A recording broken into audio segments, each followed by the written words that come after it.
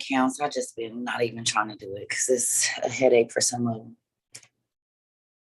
It's not scary. That's scary to you. My little 10-year-old kids used to watch that.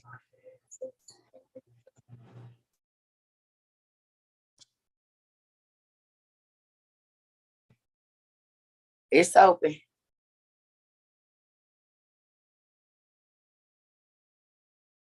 The pastor was calling Beyonce queen. Lord.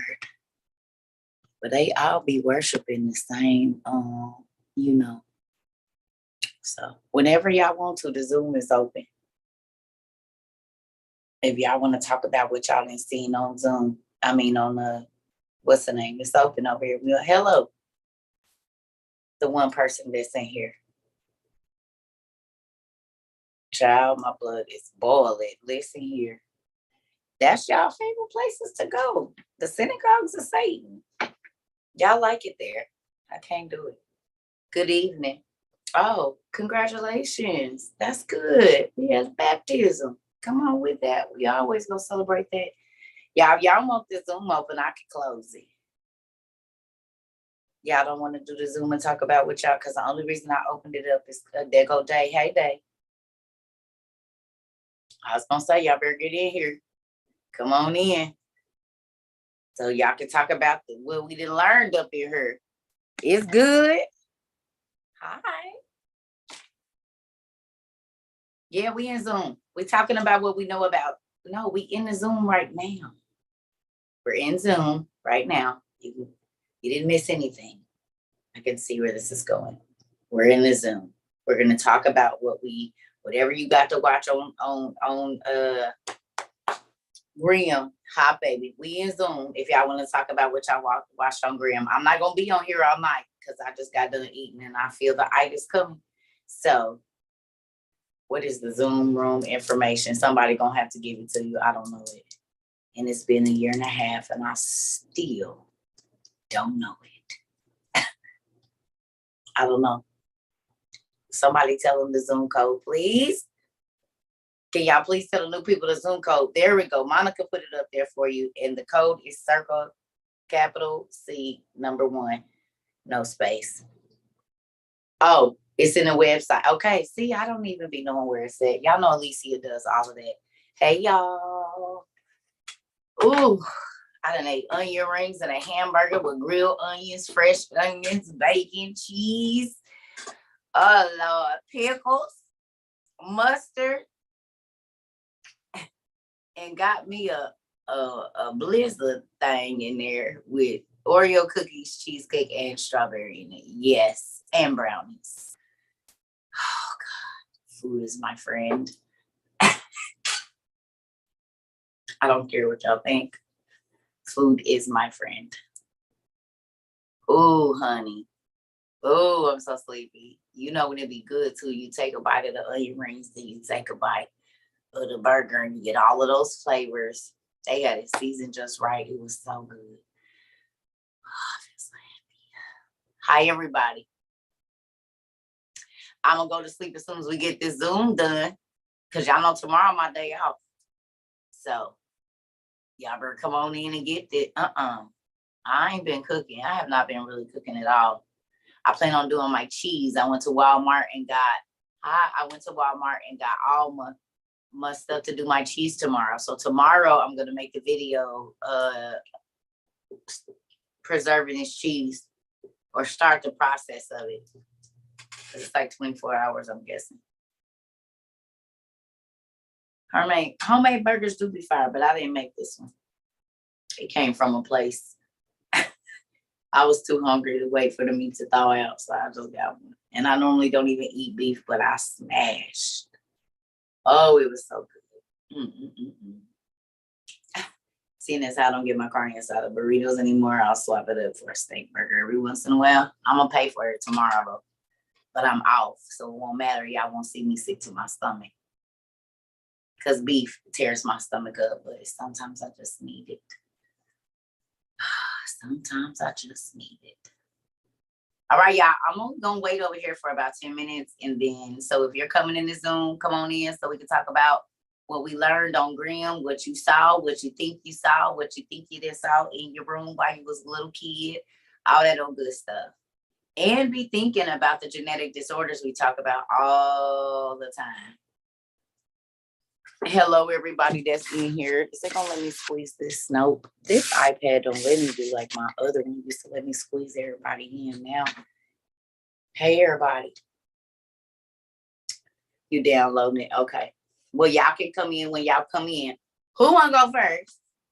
Put your hands up. Y'all know how this. Hey, let me tell y'all, if you're new to the Zoom, you put your hand up and I call on you, and we do it in order. Don't just blare out stuff, because then that'll make me not happy. So, hi, Sting.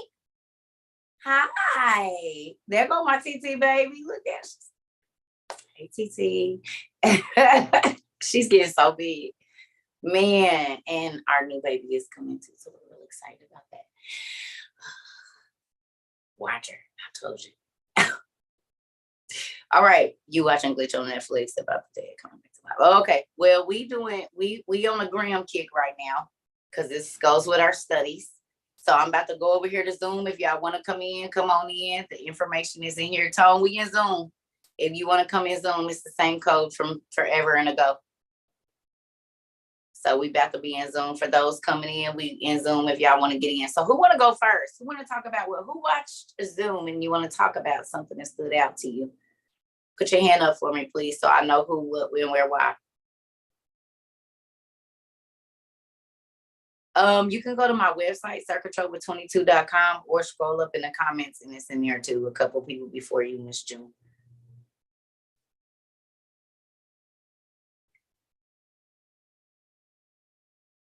Are we ready? Nobody don't want to go? Y'all just want to be in the Zoom? Tone. Grimm. Now, y'all know we not staying in this Zoom if ain't nobody want to talk about it. Come on in then. But we just gonna have our regular YouTube.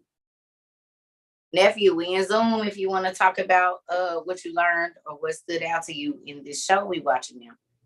That's the last time I'm saying it. We in Zoom. Anybody want to go? Anybody?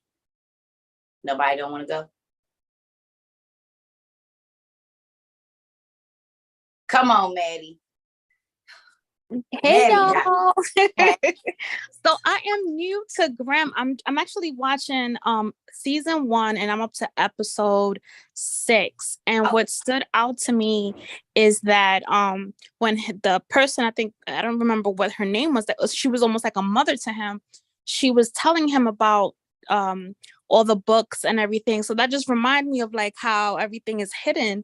And but one of the werewolf type of people knew about the book, so that stood out to me. And also he said your ancestors used to profile my people, and I'm like, dang. But he said he don't do things like that no more, so that stood out to me too. He said he's trying. So that just comes, like, I don't want to be crazy sounding, but just imagine how much spirits are in regular people that they just like control. I really believe that some people are just not from here. They're just weird.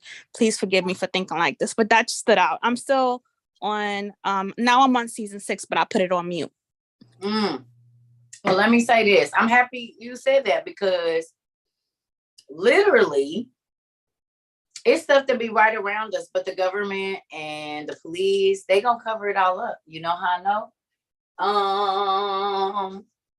Is it Venetia?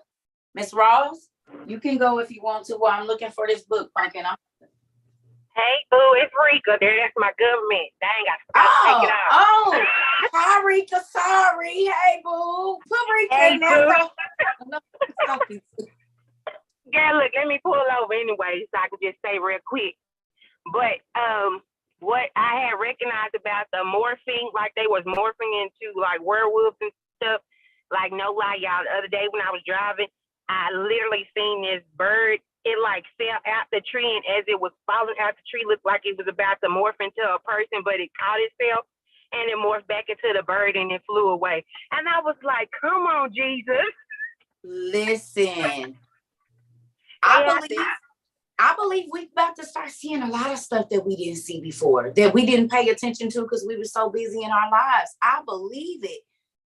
Think about this. The stories that's on TikTok is exactly what you said.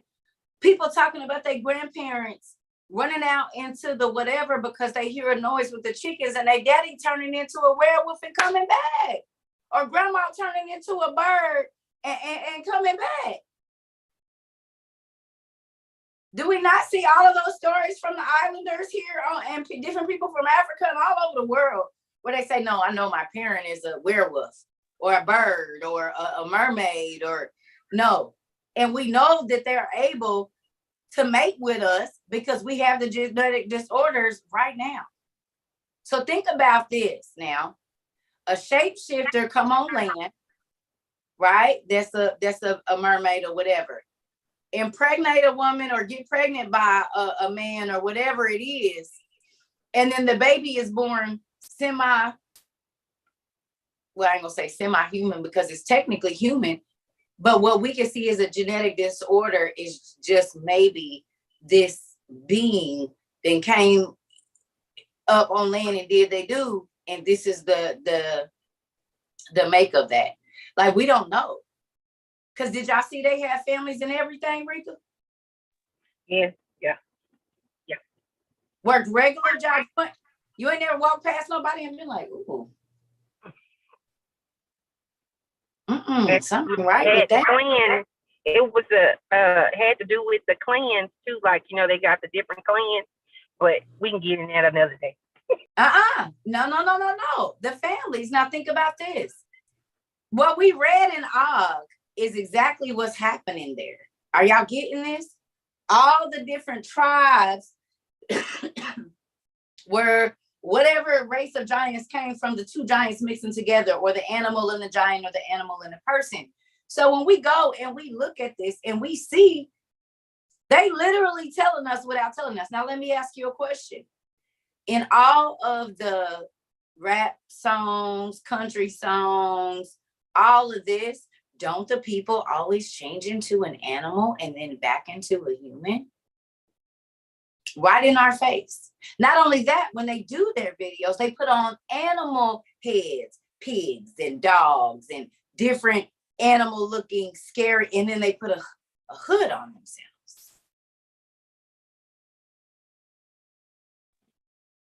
They have these weird parties where they dress up in meat. And all of these weird things, animal faces, to be these gods. Are y'all seeing it now? How they don't have, okay. Do they have to hide, Grim, if they're doing it because we think it's a mask, but is it? Because we know for a fact they show us in their videos that they turn into animals. Now, old boy is saying, Orlando Brown, it's a spot in your backside, which I believe, because whenever satanic rituals go, it always involves intimacy, right? It always involves that. Okay? But that's when the magic starts. Fallen angels are the ones that taught people to turn people into animals. We see it in Disney all the time that a magic witch comes, she does a spell, and that a person is a donkey, Cusco, or a llama. He said, I'm a llama, right? Oh, Yzma. She had a potion, she mixed up down somewhere, and boom, a human. Okay, we can't say it ain't happening because there's women in Africa and in different countries right now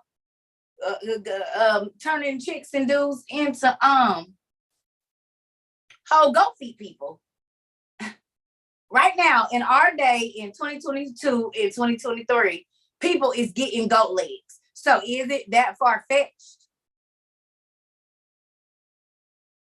that what we seeing on Grimm is really a reality? Because the stars don't hide it from us. They show us in their videos that they turn into people, and then sometimes we see them going into parties and they have animal heads. Like on Grimm. They transform in between a human form, an animal human form, and then an animal form. Why you gotta do that? To tell me about love. You had to change into a panther. You had to do antiphonum, which is a form of magic, in order to tell me how you love this man on a country road. Sister, oh, hey, SB. What you got? Oh, I know you. Come on with it. Look, I ain't seen you in forever. Hey, it's SB, y'all. We got Sarah Bennett and Sister Bonner. Hey, SB. This is the lady that turned the whole church. Go ahead. Hey, I be here. I just be in the back listening. Amen. Plus I've been doing Lyft. But I did watch a lot of Grimm, but I had to stop at the first one because I started over because I've seen it before. And something stood out this morning. I get visions. And I had a vision. Okay, first, the Grimm one that I saw was the first one because I started over. Okay. And I saw the werewolf when everything was the Little Red Riding Hood. And that stood out because when I was younger, I saw the girl that was missing here in St. Louis, and she was her mom used to put her in pageants, and she was 5 years old, and she had a red dress on, and she was missing. And I had seen it and told my mom that I had seen it before it came on the news. And I kept telling her everything, and that the young girl they found her in the woods out here in St. Charles. That's where she was at. Wow. Was she alive? Mm-mm. But everything was based off that red dress because it wasn't just her. It was other girls, whatever, with the red. And that stood out like instantly. Oh my God. So the episode of Grimm, there's a little girl, she's missing, and she basically like had, it was like Little Red Riding Hood story, and there's a werewolf that's hunting her, right? Or was she the werewolf? No, they were hunting the little girl. Yeah, they were hunting her. Now look at this, the red jacket, exactly. But in real life, SB had a vision when she was a little kid of a little girl being out basically in the same scenario, and she was telling her mother about it. And in real life, they found other little girls in the woods. You remember this? Okay. Mm-hmm. It was big. Legally says they remember too. That's crazy. That's crazy. But think about that. So look at this, y'all. I bet you the more that we research this stuff by taking what we've read, taking what we're learning, remembering stories about our childhood, okay? Remembering that you shouldn't go over there because something always happens, and every time somebody goes over there, somebody, like, I'm going to tell y'all right now, Slough Mountain Rock or Red Mountain Rock in Arizona, I know for a fact there is mermaids in there, because every year, several people they say drug under the undercurrent or whatever, and they never find their bodies. Even though this river is going, if they get divers, they never find their bodies. So where are they going? Let's say it's 100 people a year, they only find 10 bodies. Where the rest of them at? This is up in the Arizona hills. You know what I'm saying? Arizona's a spiritual place anyway. Sedona and all of that. You know what I'm saying? Y'all. And they ain't gonna tell us because there's a lot of places in Arizona you cannot go. They are guarded by the military. They are guarded by huge electrical fences right in the Grand Canyon and right in these mountain areas, right? It's crazy. Thank you, SB. Well, I don't know. Was you done, Mommy? Yes. Okay. Miss Key? I'm on mute. Hey, Cerca. Hi. I'm piggybacking off of the red. So I'm only on episode 3. My kids be in the way. But but I couldn't get past the first episode because of that red, and I kept trying to figure out what was the symbolism of the red. And then it tripped me out too when he took the sweater and put it in that closet, I could not see nothing but Mr. Rogers hanging up his red sweater. I was like, yo.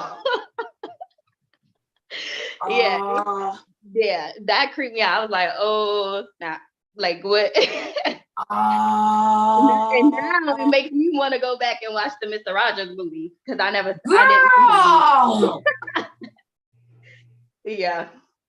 Think about it. All the make-believe characters in Mr. Rogers talk. The owl talked, the cat talked.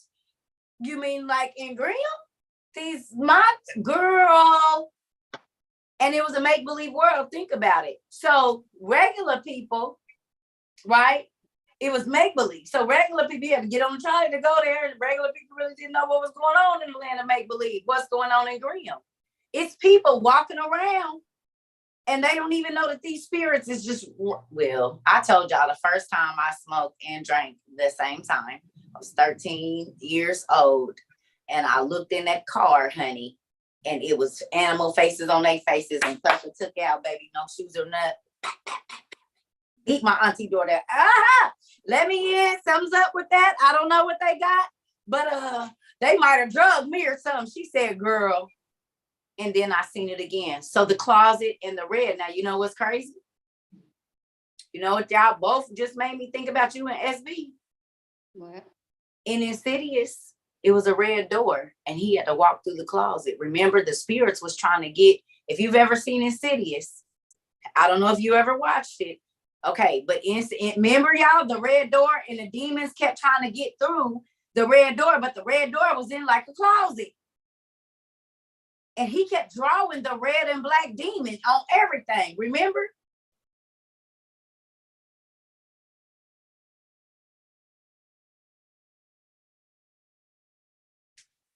We're gonna have to go back and watch Mr. Rogers. And now we really, but think about it. Little Red Riding Hood is a fairy tale. And the fairy tales are really fury tales. And furies are evil beings that be trying to kill and eat humans. So it makes sense that it's in a. If they didn't tell us.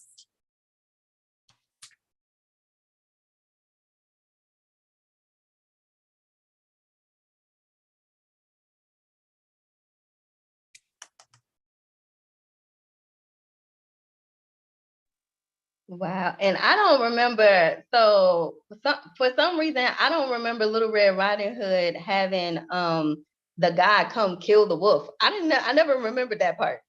The Axeman killed him. Yeah, I never remembered that. I was like, I just saw that the other day when my kids was watching the story, and I was like, wait, what? Yeah. But think about it. This, yes, ma'am, SB. This is so much deeper than we probably ever could have imagined. Yes, ma'am. You see me? Oh, hold on. It was SB. And then I'll get you Miss Stephan. Yep. One moment. I noticed when you held that book up that the writing for Grimm is in red.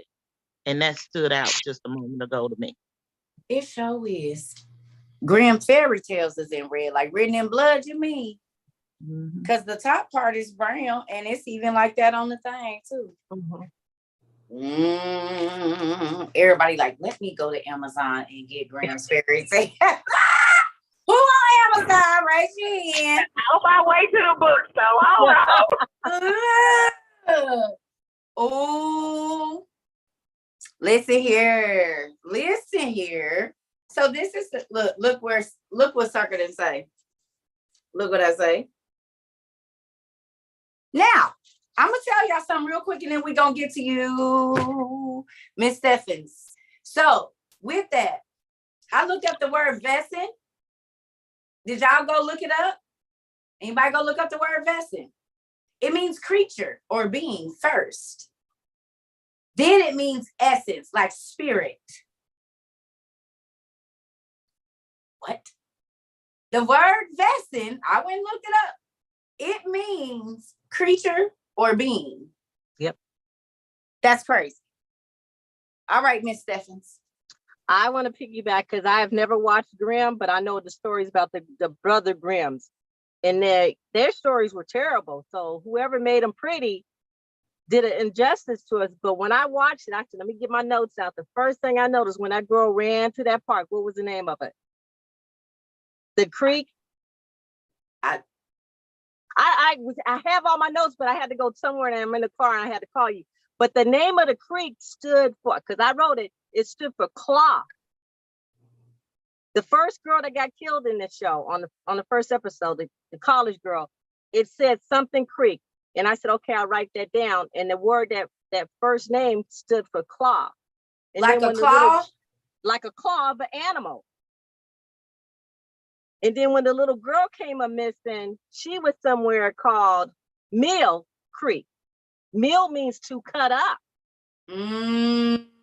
And then when they said, well, where's her grandfather lived at? He lived on Hunter Lane. Oh my goodness. All about Little Red Robin Hood, because when I saw what they all had red on, it's based on Little Red Robin Hood. And then when he took her to the basement, the bed was like the grandmama's bed in the fairy tale. And if you didn't catch it, when he walked upstairs after he took her from the sack and grabbed the sack, he walked up the stairs like he was an animal. He walked like this. Yeah. I just want to say, you listen here. Y'all know what I'm seeing? Wait a minute. You know what I'm seeing in my mind though? The little girl story that just went viral about the kids that was going to the Satanic church school and they would go in the basement and y'all, like literally, that's what, as you're describing that, because think about it. They got code words. Mm-hmm. Like Pizzagate. Mm-hmm. Okay, they got these codes. Yeah. But think about it. Honey, you went all the way in. She said the place where the girl went missing was Claw, like it's some animal. Whatever the name of it said, something creek. I don't have my notes with me, but it said something creek. And that first word before creek, I said, let me look that up. It stands for claw. That's where the werewolf clawed her up. And then the next little girl that got lost, they went to check through Mill Creek, and Mill stands for cut. That's crazy. And you use your claws to cut. The grandfather lived on Hunter Lane. But the basement, go ahead. I was like, wow, I'm on the second one. I had to stop because I had to go. I live in Los Angeles. I had to go downtown. And I said, I got to go back and look at this one because that's about the three little bears. Listen here. Now, you picked up on some stuff I didn't even see. And I said, see, it's gonna take me a long time to just watch this one episode because I had to keep rewinding it and stopping and freezing it so I can get the name of the little things that was going on. Listen. Yeah, because the Brothers Grimm stories are deep. And then I had to call my husband and say, did you ever see this show? It's about the Brothers Grimm. He says, yeah. And it's after the ones with the brothers that was fighting the aliens. Well, Supernatural. The show came after Supernatural. So it's kind of like Supernatural. They're fighting these beings that are not human, these spiritual things. But that right there, I was like, yeah, I'll be all day taking notes. Yeah, I love it. And this is the first time I ever caught you. I mean, I had you on Zoom while I was driving where I had to go so I wouldn't miss it. Because I said I took notes and everything. Come on, you did real good. And I'm going to tell you something, though. That is how, like, normally when I watch shows, y'all, a lot of this stuff that we watch led me to a lot of these books. Even watching, like I said, when it say AD 526, and you go and you look up that time, you find out so much information, but that's some good detail. And now that made me think about every other show that we watch. Yeah. But I've been following you since you started. I'm already graduated. Come on now. Level. Come on.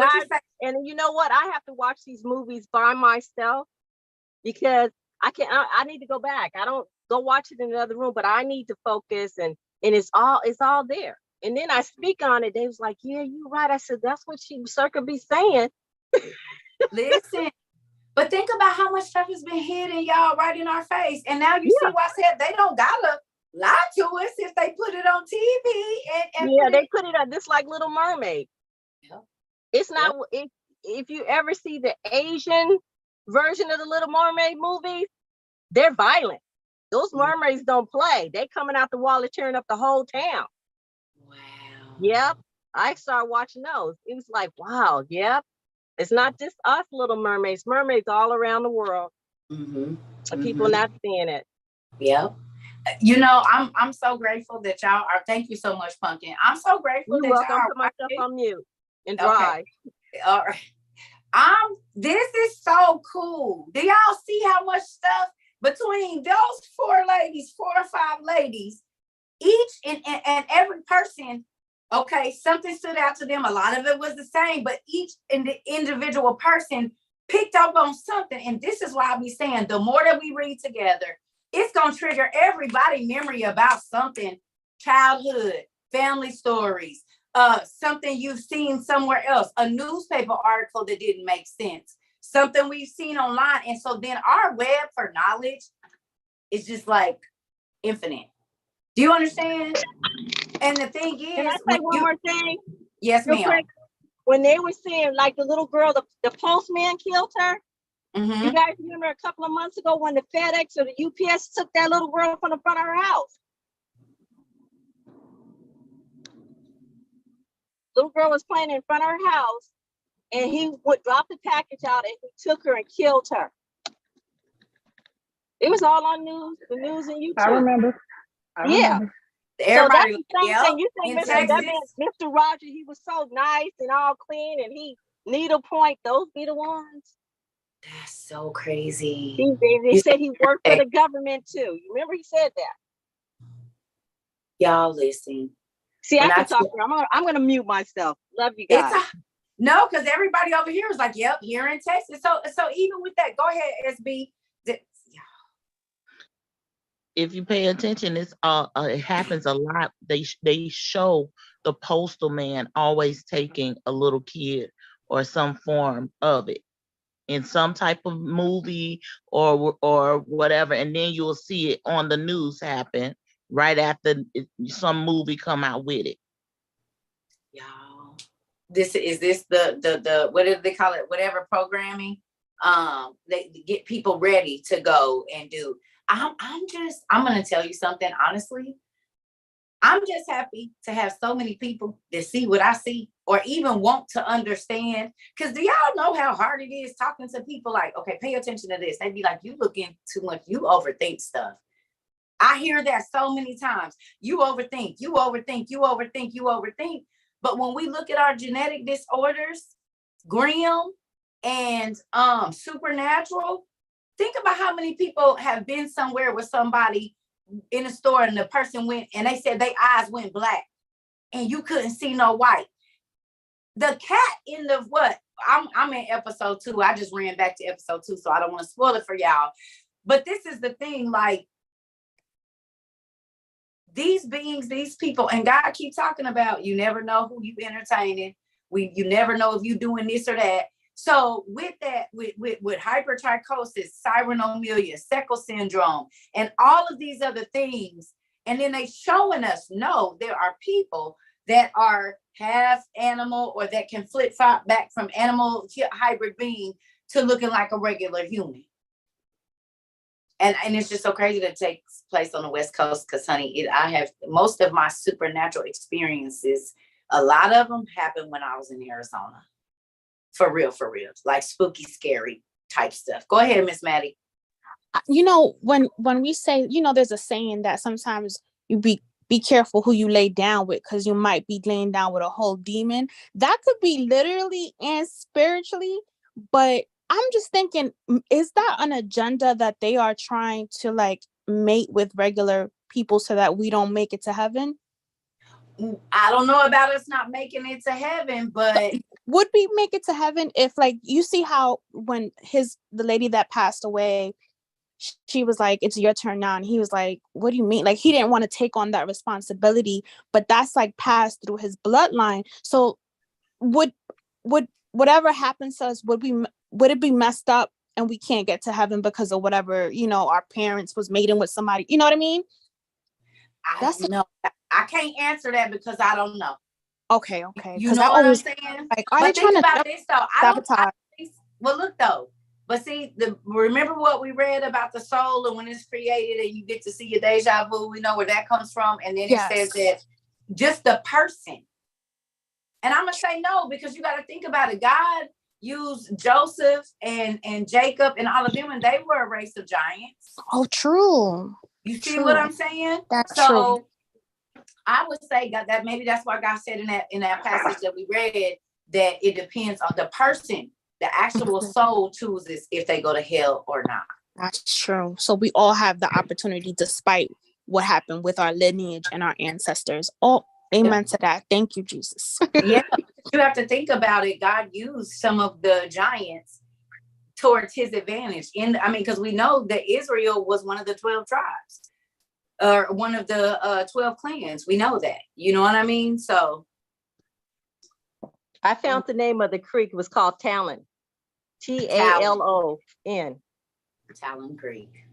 And birds and different animals The claw, have that will rip you apart. Okay, y'all.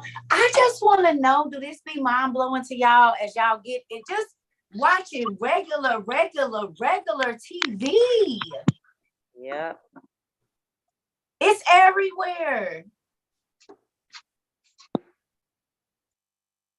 It's nuts. But see, now y'all see why I don't care if people think I'm crazy, because I say you just don't know. You have no idea. Yes, ma'am, Miss SB. You don't have no idea. She just said it's called talent. And every time you see somebody in a talent show, they roll out the red carpet and put up the red curtain and Listen, when I tell y'all it is, but even think about this, right? What color is the bottom of the people's shoes that eat the kids? Red. The Red Shoe Society? Yeah, and the red bottoms. Red bottoms? Mm-hmm. Red hat ladies. Come on. Oh. Yep. That's the Popes. And they red cakes. I was gonna say red bottoms. Yeah. Yeah. Come on. And people don't even know what they're doing wearing that red hat. Mm-hmm. And it's crazy because. Go ahead. Go ahead, Miss Mariah.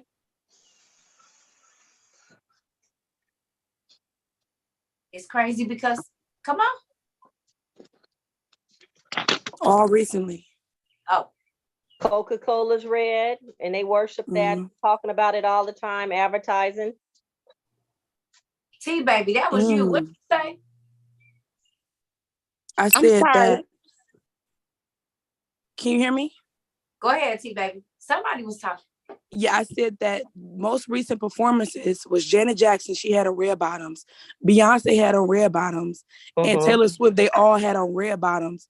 And when it was one moment in their performances, they kicked their feet back and showed the red bottoms. So they not even hiding it anymore.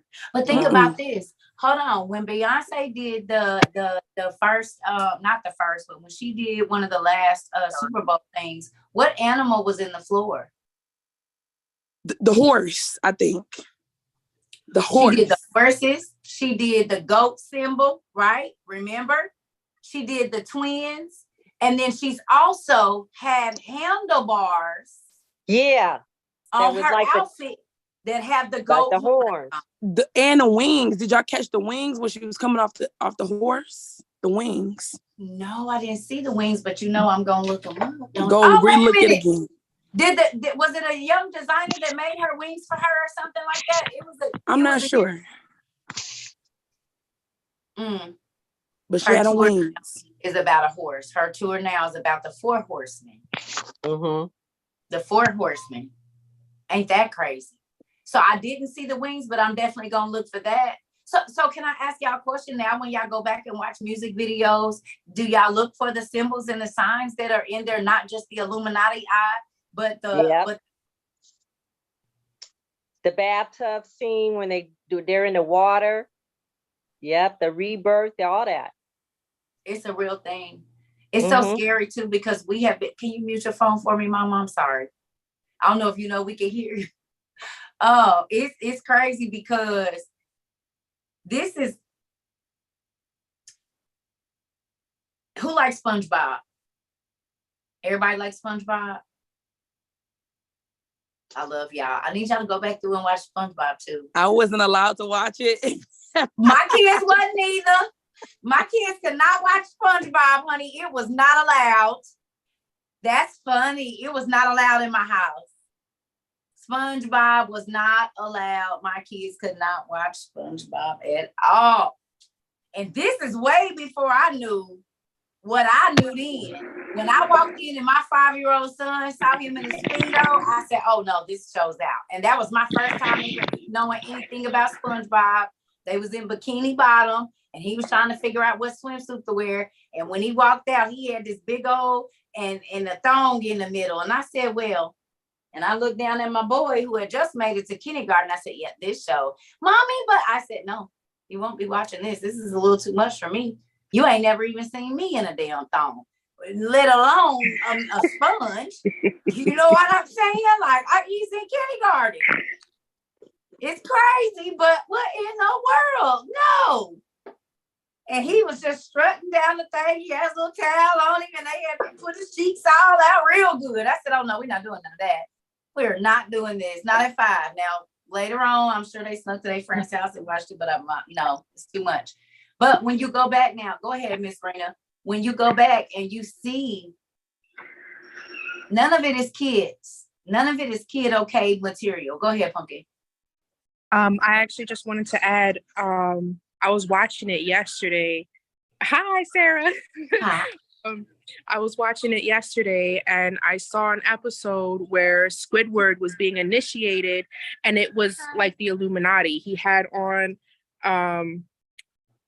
like the round, like the Russian hats or something, like, and then it had the little tassel on the top and it had an eye right in the middle. And he went to the secret place and I believe he went behind a red curtain. And everybody, like all these secret fish from Bikini Bottom, it was like the secret society of something. I didn't catch much because I had Rena and stuff like that. But they actually had an episode and SpongeBob and Patrick are always like messing with him and whatever.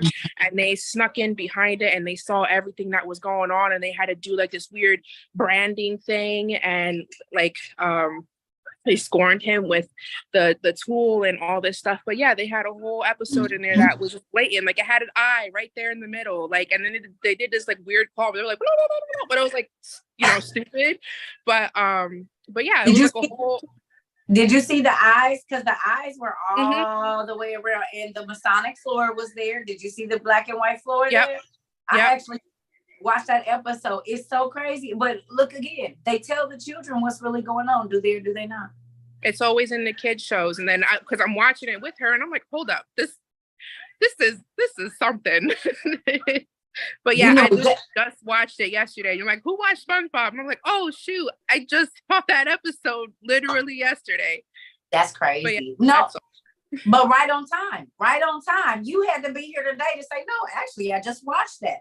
Right. So why would you have my 5-year-old or 4-year-old baby watching a ritualistic thing where a person is being inducted into a secret society? That same secret society, right? That not the main people, but the higher ups eat kids. So then you're not worried. You know what's crazy? When my daughter was in the 5th grade, they took them to a Masonic hall for their 5th grade, and my daughter would not go in there. She called me going ham. Her teacher was like, she's so upset. My baby said, Mom, when we was going downtown, I saw demons flying around the steeple of the place they was taking us into. And she said, as soon as I stepped in there, she was like, Mommy, I could feel the demons on me, right? Like, she was like, I could feel them like looking at me. Now, this is the thing. The man that was in there, she said he was standing behind her teacher. And when my daughter was like, you don't know they really serve the devil. She's 9 or 10, maybe 11. She said, you don't know they really serve the devil and blah, blah, blah, blah, blah, blah, blah, right? And she said the man was standing behind her teacher doing like this, y'all. When the teacher was saying, honey, I understand that you're upset and everybody has their own beliefs. She said, because you don't know. Like, my baby freaked out. But she said the man was standing behind the teacher like this. She said, Mommy, he knew that I was telling the truth, but he wouldn't say nothing to my teacher to tell her that I was telling the truth. She said the man just stood there right behind her teacher like, yep, sure is, but they ain't going to believe you. Do you know how many kids come up missing on field trips and they being went to a place like that? We now know that these people have secret doorways that they snatch kids into all the time, have the police looking, and the police know exactly where the baby is at because they're going to be at the ritual this evening.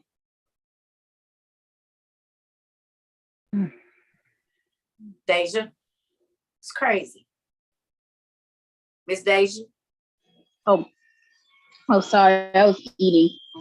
Oh, but good afternoon, Cerca and everybody. Good night. Good afternoon. I mean, good evening. Oh, Lord. It's all the same, girl. We all in different area codes. You good? Time zones, everything.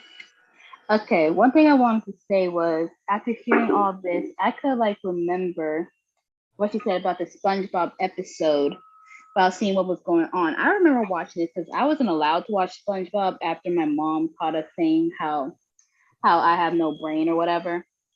So I wasn't allowed after that. But so long story short, it made me think about a dream that I had.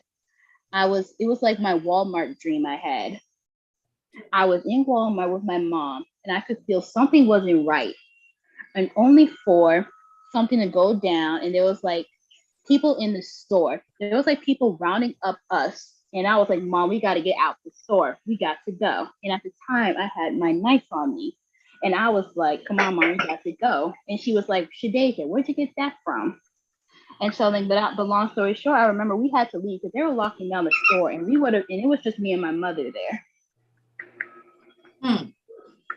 Well, that definitely is something to think about. I mean, it's a lot of stuff coming. Definitely. It definitely is. It definitely is. Mm-hmm. I mean, the crazy thing is they're hiding. They always hide. That's why I said that if you wait until the news is telling you, it's too late.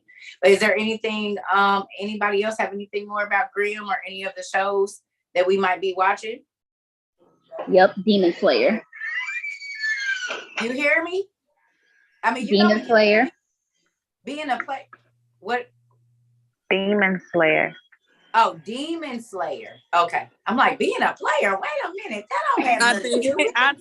Listen, I said, you said, well, now, Daisha, I think you need to finish eating, baby. I was like, wait a minute. That don't have nothing to do with it. Well, I know about being a player, but I didn't know. Wait, you trying to put your auntie on blast or something? You see what confused me? I said, okay. I was saying, is there anything more about Grimm? I know that some people have watched. You see, I was like, wait a minute. Now,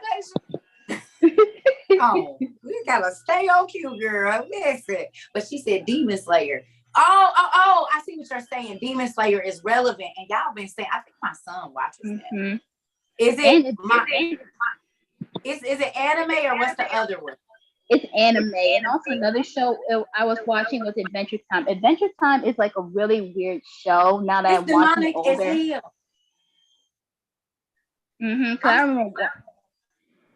I remember watching it when I was younger, and I was like, now that I see what's going on, because that show at times would seem really bright and cheerful, but then you saw really dark moments. I remember hearing about the Lich. It was basically like Lovecraft, but for kids. Listen, the first time I seen that show, I told y'all the cat or dog or whatever wanted to be a princess, and he couldn't be a princess, so he threw himself off of the cliff because he couldn't be a princess, and they picked him up like he was on Law and Order. They had the Law and Order music and everything, and they put him in a white straitjacket, and he was in the crazy house talking about, I just want to be a princess. I just want to be a princess. I just want to be a princess. He just kept saying it over and over, and his friends came and they put a thing on his head and they said, you are a princess. And then he was fine. So what that told me is you're going to show my child that if whatever it is that they that they want to be, if they don't feel like other people approve of it, to unalive themselves or end up in the crazy house. That's what you just showed my 4-year-old baby. Girl or boy, it doesn't matter. That's what you just showed my 4-year-old baby. I said, oh yeah, we won't be watching this no more. This is absolutely nuts. What show is this? Because you can't do what you want to do, you gonna unalive yourself? And this is what my 4-year-old, 6-year-old, and 10-year-old or whatever is watching? Oh no. I watched all my kids' shows before they watched them because I need to see, because it be so much, and because parents be so busy, you would just walk by, right? You would just walk by thinking, oh, cartoon. But they, just like they was doing with YouTube, that's why they had to get YouTube Kids. Because the adults, you would see the Spider-Man and the Little Mermaid, and you're not listening because you see and you don't know they talking real good and dirty to your 2-year-old. This is how kids' YouTube even came about, because predators were playing with toys and talking to the children that are in the age that they would allow to be allowed to prey on. It's a real thing. You can sit up and act like the predators ain't figured out a way to get to your babies if you want to. Yes, Miss Natasha, go ahead. Excuse me. Hi, so how y'all doing today? Can y'all hear me? Yes. I was going to ask, did you get a chance to watch American Gods? I watched a little bit of it. I haven't watched all of it. Okay, that's a good one too. It ties into all this too. I'm gonna get American to it. Gods. Christian, And I think it's Stars. I'm not sure, but the books are good too. I read the books. So if you read the book, you'll see why everything is like a secret fight between the gods and stuff behind the scenes. But you should check it out. Isn't that crazy? Don't know. We are in between the middle of a family feud, y'all. The Disowned Sons is basically a Tyler Perry movie. Is what we watch and play out in real life. The oldest Tyler Perry movie you can think of is what we're watching play out right now. A pastor just came on and quickly got off in here. It's all kind of ministers and stuff in here. They just be user 24630. I know what's going on. They've been here for a long time. Hey, pastor. They be in here. I want them to come in. I do not want them to be here. I want them to be here because they need to learn a lot of this stuff so that the churches can fill up again. And not with people that's looking for husbands, money, and wives and hookups. You know what I'm saying? We need people that's coming because they really do want to search the word. So I welcome everybody. American Gods is on Stars. I think that's why I ain't watched it. Y'all, I got too many subscriptions. I got to see if one of my kids got it, because 15 plus 15 plus 19 plus 12 plus 13 plus 7 plus 9 add up. And y'all know how Cerca is about a little coin. So let me see what I can do. Just hold on a second. One pastor told me I'm demonic for reading the lost books of the Bible. Oh yeah, you're going to hear that a lot. And let me tell you who started that lie. The devil. Don't it make sense now that the devil started the whole, you don't go looking for knowledge, and God literally says my people perish for the lack of? Who do y'all think started that for real? If God says my people are going to die in untimely violent death because they don't have all the information, God's people, then who started the thing? You ain't supposed to go looking outside the 66. If God himself said my people are going to die and go to hell, they're going to perish because they don't have enough information, and all of these pastors continually say, you shouldn't be reading that. Who started that lie that you're not supposed to, especially when God is constantly telling you to seek? Who said, the crazy thing with God is, and they'll say you're not supposed to add and you're not supposed to take away. But the version you reading, it only got 66 books and it used to have 88 or 72 prior to 1650. So in our reality, you in sin too. Tell them and let them know. Well, you know, it say don't add and don't take away, but the version that you're reading has the least amount of books out of all of the Bibles printed. The ones where you got your, because they all say, oh, it was translated from the Greek and the Hebrew. Well, that Bible got 72 too. So what's up? The Catholic Bible got 72 books. Some of the Presbyterian Bibles got 72 books. Yours only got 66. So what?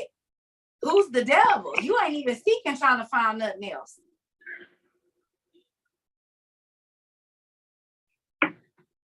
But guess what? Didn't we read the punishment for the pastors that lead people away from God's word?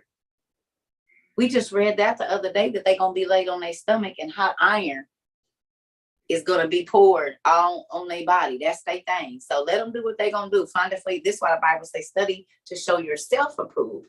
Because he knew the pastors wasn't going to do it if it wasn't microwave ready. This is why God said, my sheep are starving. Because the spiritual food they need, the pastors keep trying to give them that old whack McDonald's. And they keep having to run to the toilet so they can't hear. Because it goes straight through them and it don't got no substance. And they just might be eating humans. Come on, Dave.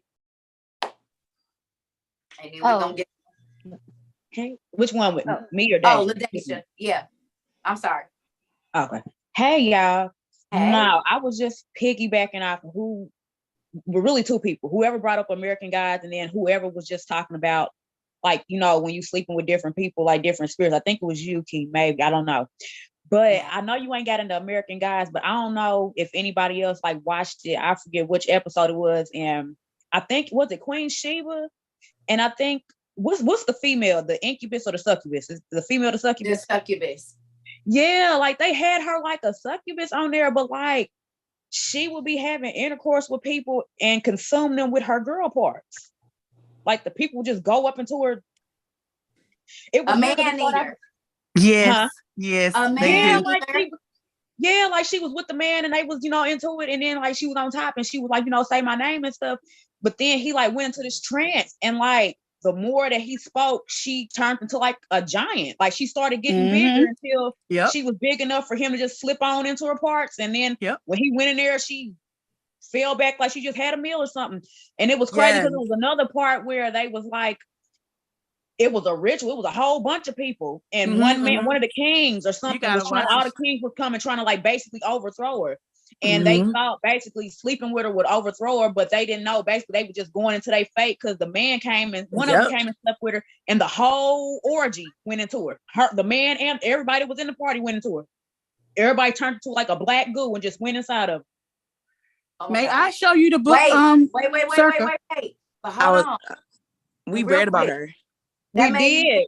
Wait a minute. Wait. But look though, y'all done seen the meme on Facebook where the girl, they open the body up and all of them souls is on the inside of the person. They say when you sleep with a person, you're not just sleeping with them, but your spirit is sleeping with and it's all of them bodies in there. Literally.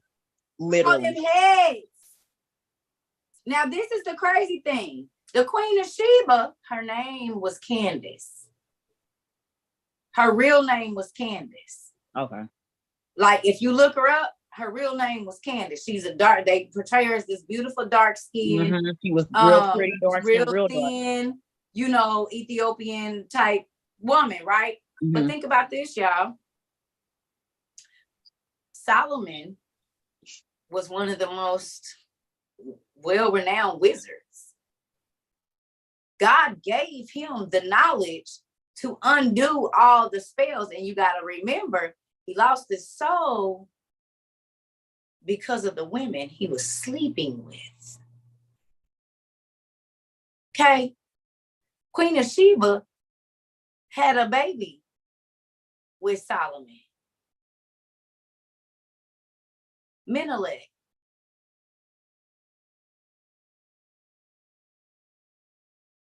Queen of Sheba and Solomon have a baby.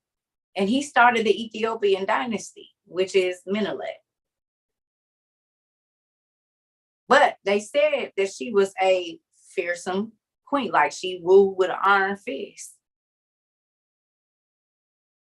I could see that happening because you got to think the giants was alive, the wizards was alive. Yeah, if you got Well, hell, KJV tell you when she came to see him. The Queen of Sheba came to see him and they had a baby. She asked him all, we read it. She asked him about everything and he gave her what she brought him and she took it back, but he also sent her back with a son. She was pregnant. And his name is Menelik. If you look up the Menelik dynasty, that is the Queen of Sheba and Solomon's child together. That's a lot of where the money that the Ethiopians have. The reason they have that is because of Solomon riches, because he's sitting there to take care of Menelik. Yeah, that's what I was going to say. It's in Josephus too. Go ahead, Day. I'm sorry. Yep. No, I was done. And then just kind of to touch up on that in part of like in American Gods too, they was showing it like in of pieces, of course, but they also had showed like what's her son that what you just say Menelik. Like I don't know what the temple was, or like if I don't know if I'm tripping or not, but like she was sad or upset because they were like tearing down her temple. Wasn't it something like that? They was mad because like it was something about her temple. They was tearing down like her home, like back in Ethiopia or something. So I just thought that was like you see, she said back in Ethiopia. Listen, okay, that's what they were saying over Ethiopia, Africa somewhere, because it was like she was watching it. She was at her house and she was like watching it happen on the news, like it was like a national thing or something. She was watching them tear it down. Do you know where the oldest churches are in the world? Ethiopia. Mm-hmm. The oldest recognized. It's not in here. It's oh wow. Yeah. I can't watch nothing regular now. I just look too deep. For real. I just can't just watch just regular TV. Everything just get deep. I know. Listen, but I told y'all it was gonna happen. I said you are not gonna even cartoons, as you can see. You see what happened with Rena. She just trying to watch SpongeBob with the baby, and it's a whole Masonic ritual happening in her 4-year-old baby's cartoon. Oh, side note, and I'm about to get off here. Did y'all know in SpongeBob when them clams be swimming like this, the clams really swim like that? What you mean? That's in SpongeBob, how they just be outside and it be like how birds be flying in the sky, like they clams be like flying, like how the clams be going like that, like be flying. Clams in the water, they really swim like that? Yes. Are you serious? I can't make this, man. What?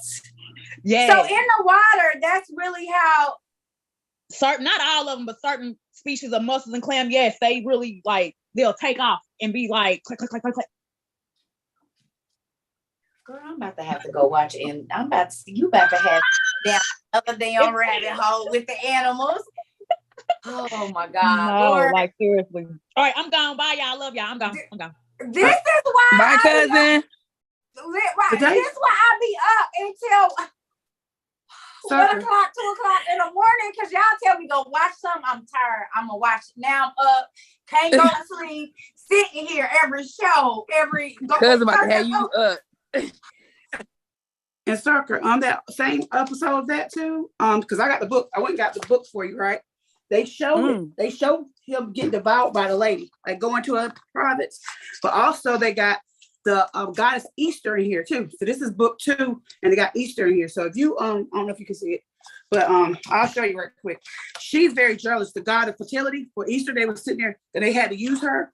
But that's what I was going to tell you, Deja. Yeah, I got the book where he actually goes into her and they show it's very graphic. It's a graphic novel. So if y'all want to pick it up, y'all love it. See? And what is it? Which book is it? This is American Gods. She got the comic book. Yeah, the whole graphic novel 3 set is, but this is why I said I read it. And it's talking about the goddess Easter. It's a whole bunch of guys in there, but at the end, I don't want to ruin it for nobody. But see, here it goes, Cerca, what she was talking about. So I don't know if you can see. All right, that's the guy she's supposed to be sleeping with, right? But when he sleep with her, right, this is what happened. Can you see? Hold on. He goes into her, right? But he takes her. She takes his soul, but that's her Lucy right there. Oh, it melts him. See? Oh my goodness. Yeah. So please, if I have to send it to you, I'm gonna have to send it to you. Just send me the like the links in the email so I can look on there. Can I get it on Amazon? Yes, that's why I got the 3 book set. They got one big book though, but once you start reading, they're gonna want to put it down. So then send me the one big book thing if they all in there together. I will. Listen, y'all. See, okay, so listen. Now, I'm gonna tell y'all why that makes me a little sad, because one of my friends from back in the day, he used to call me a man eater. Literally, that was a word. Yes, he did. He called me a man eater. He said, you just chew them up and spit them out, don't you? I said, I have no idea what you're talking about. He said, yeah, sure. He called me a man eater. So that's a little scary. Right, it is a song, but he used to say it being funny, like you just don't even care, like whatever, you just throw it to the side. But in our reality, that's a little scary now that I think about it, because I don't want to be known as a person that. Also, I'm sorry. Also, the author behind American Gods made that new show on Netflix, The Sandman. Really? Mm-hmm. So I watched The Sandman. Now, it was hard for me to watch that little boy get abused, Sandman. It was hard for me to watch him, the little boy, it was hard. I had to fast forward past when they was beating him and throwing him down the stairs or whatever was going on with that. But my thing, even with that, did y'all see how that grandma, well, let's talk about that. In The Sandman, how the grandma was in a coma. And something happened in the spiritual realm that made people go to sleep all around the world. And everybody was asleep until he came back from the dream world. Those of you that watch Sandman, did y'all see that? Now, do y'all remember me telling y'all? Or if you are reading He Came to Set the Captives Free, remember the spirit of coma would get on the people? They would cast a demon of coma on a person. And they would say the doctors can't figure out why this person is in a coma. They just went into a coma and there's no medical, they're perfectly healthy. There's perfect brain function. Nothing is shutting down, nothing. There's no reason why this person is in a coma. It's a spiritual coma. Just like with me watching, I'm in the second episode, the second season of Grimm, and old girl is in a drug-induced coma, but it's by a witch. Circa, that reminds me, at work, I started a new job. So at work, this lady, she could not move. Like she was like, I asked the nurse, was she quadriplegic, which means she's like, is she paralyzed? Mm-hmm. Like this lady had her limbs all curled up. Like she could not move them, but I think she was clearly aware something was going on because we were giving her bath and whatnot. And so clearly her heartbeat picked up, and then she's looking, her eyes are moving all around the room, like what's going on. And her mouth is moving too. So I know she's somewhat aware of what's going on. I'm wondering what happened to this lady, because it's clear that she had some sort of knowing something's happening to her. That she can't move. Mm-hmm. So Deja, do you go back there? Is she still there where you're at, where you work? Yeah, she's been there for like 6 months. You need to look on her poll and see if they're giving her magnesium.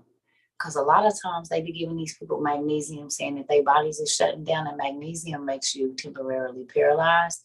But they won't tell you. I told you I don't know if he was here for that class, but my ex-boyfriend, his mom, they was giving her magnesium, but they didn't write it nowhere in her charts. They was about to crack this lady's head open and play in her brain. Talking about she had Guillain-Barré disease. And it's crazy because she didn't. They have been putting magnesium on her drip. It was 3 bags of it that was not in her charts. And immediately when they flushed her system, she could move her hands, she could move her feet, she could move her legs and everything. They was telling her that whatever the rare disease was shutting her brain down, and it wasn't. They was giving her magnesium and wasn't writing it in the charts. Mm-hmm. This just happened in 2012. Yep. 2011, 2012. And Circa, I work in a hospital now. Reading reading he came to set the captives free makes me look at this whole thing differently, because it's like you don't know who in that hospital, and I work on the cardiac unit. Ooh. So it's like you don't know, like, and that was that paralyzed lady she was on the cardiac unit, and so it's like she'd been there before I got there for like almost 6 months now.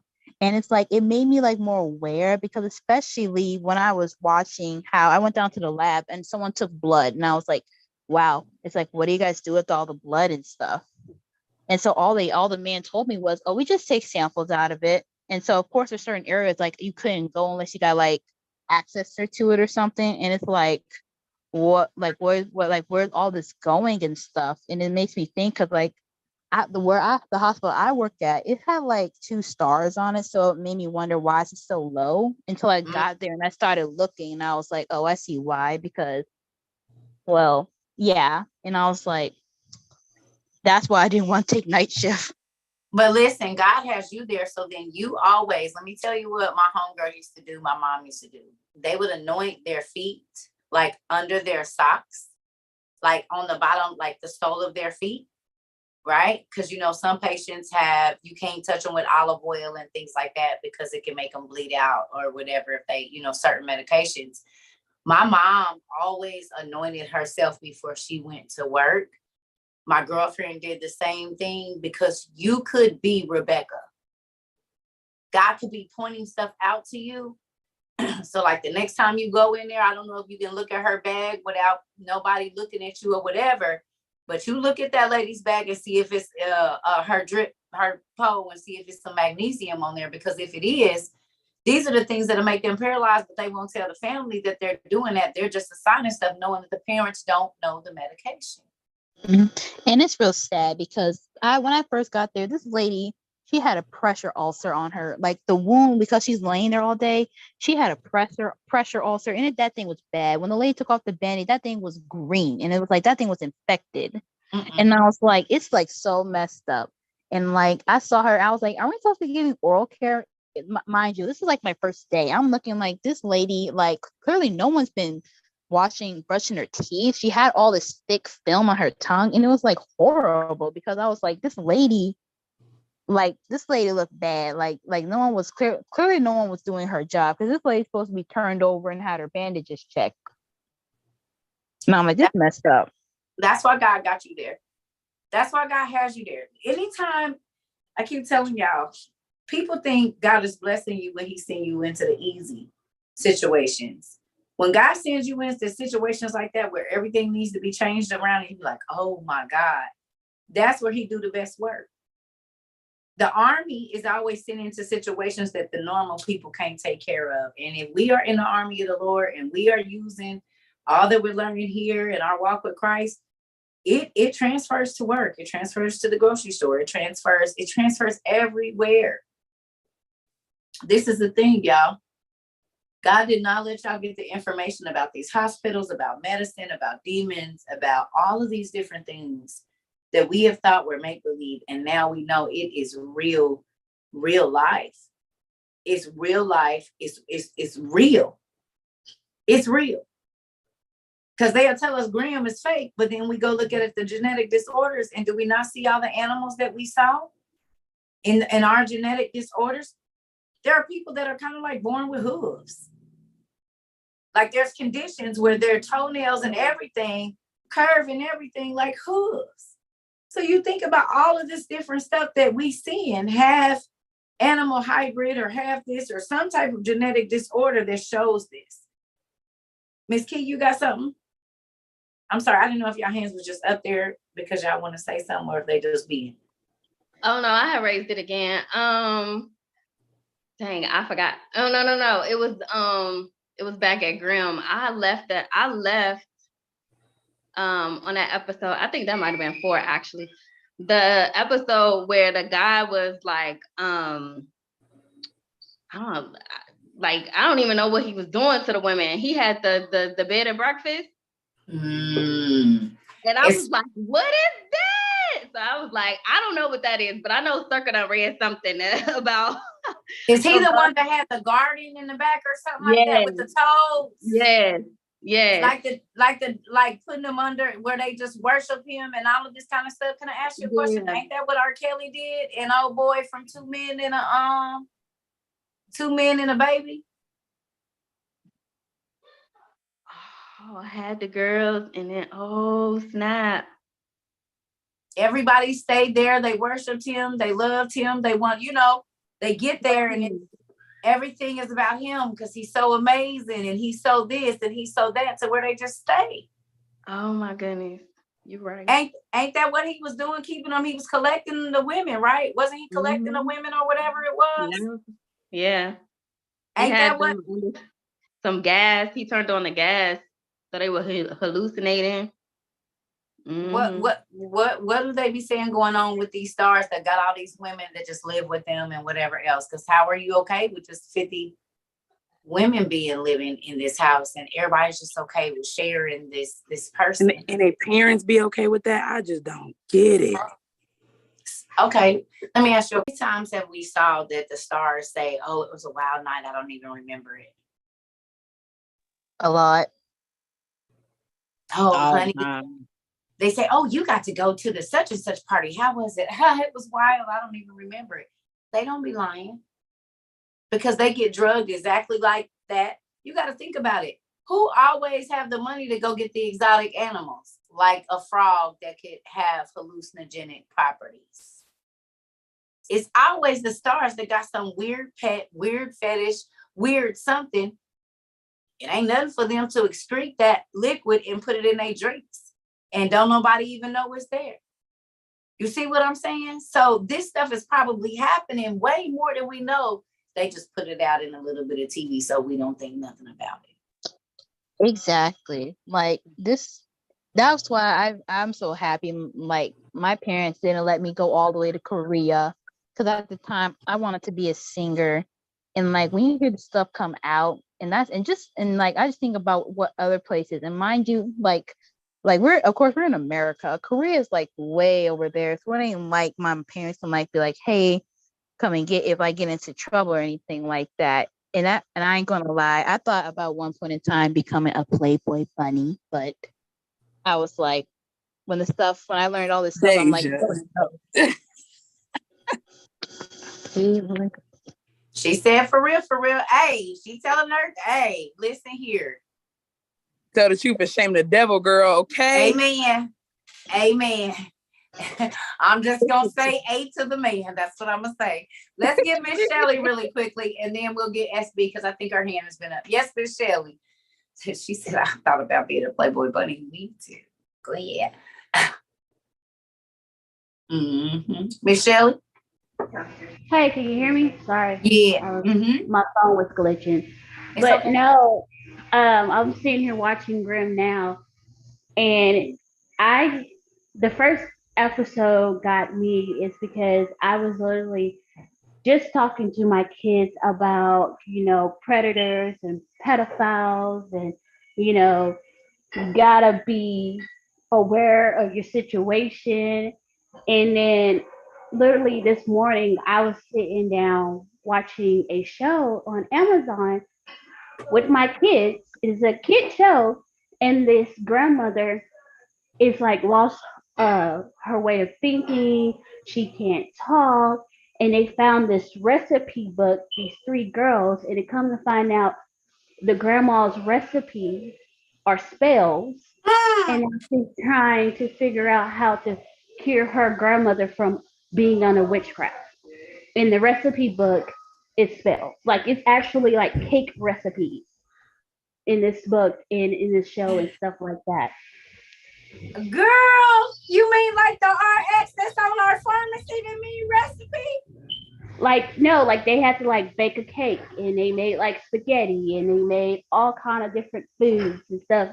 And I told my kids, I was like, this is why I allow you to watch this. I understand this is witchcraft, but we stay away from witchcraft because not only is bad, also through my family bloodline, I come from a very long line of spiritualists. So I don't know what entity is attached to my bloodline because I have really very vivid, lucid dreams. I have dreams that I can see into the future. I have dreams where demons come and uh, try to get into my body. I have had them talk to me. I have had them, like, you know, that book that you have that has like the skeleton bodies of the different beings. I have seen most of those beings in my dream. Like this last dream I had a dream of a black dog, but it looked like a dog slash pig, and it was sitting right next to my dog.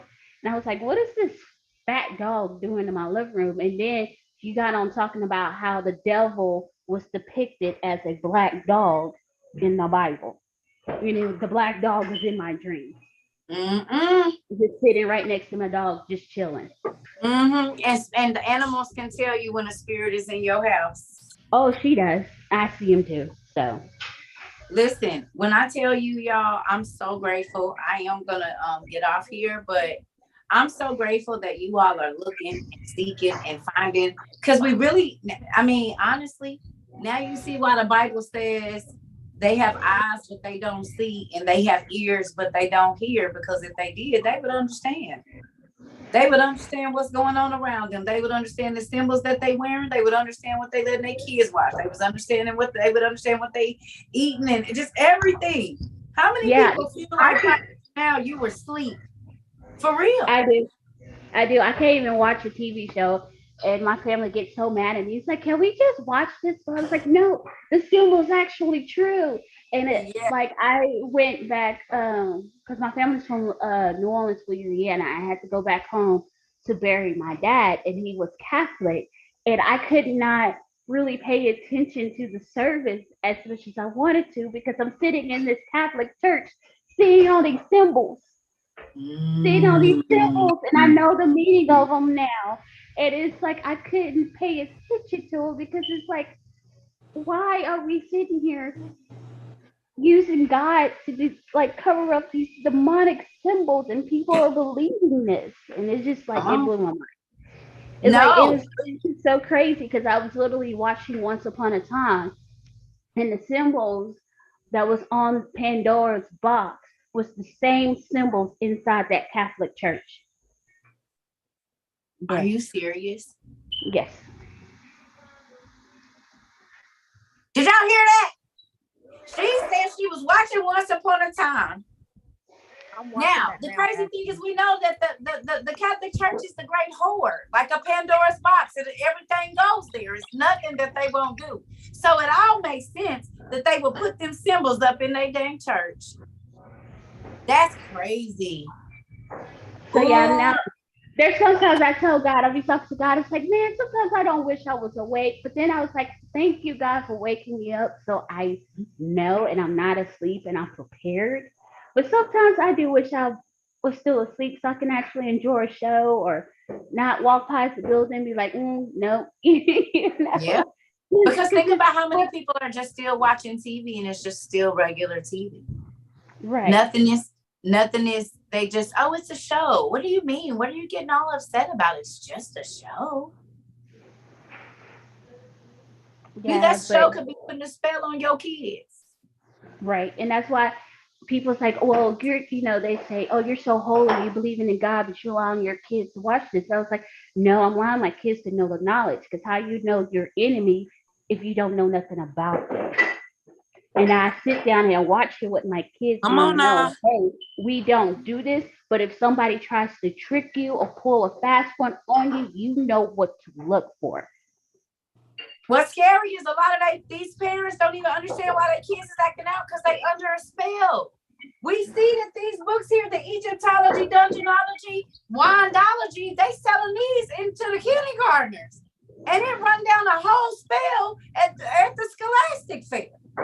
Yeah, my daughter came home. Call it familiar and everything. My daughter came home with a gemstone book, and it was talking about crystals, and like it has like this little thing she could have folded. I was like, yeah, we're not gonna be messing with that book. I ignored the book and everything, but I still let her have the book, but I also sat down and explained to her what actually was going on. with the book. Do you see? So the pastors that's telling you and people that's telling you, oh, you demonic, you don't even realize what's happening because they can get it right past you. Hell, a lot of, like you said, I told you, I went into a church years ago, like 14, 15. It was like, this is not supposed to be in here. Do y'all know what this symbol means? This is not supposed to be in here at all. Okay, this is not supposed to be in here.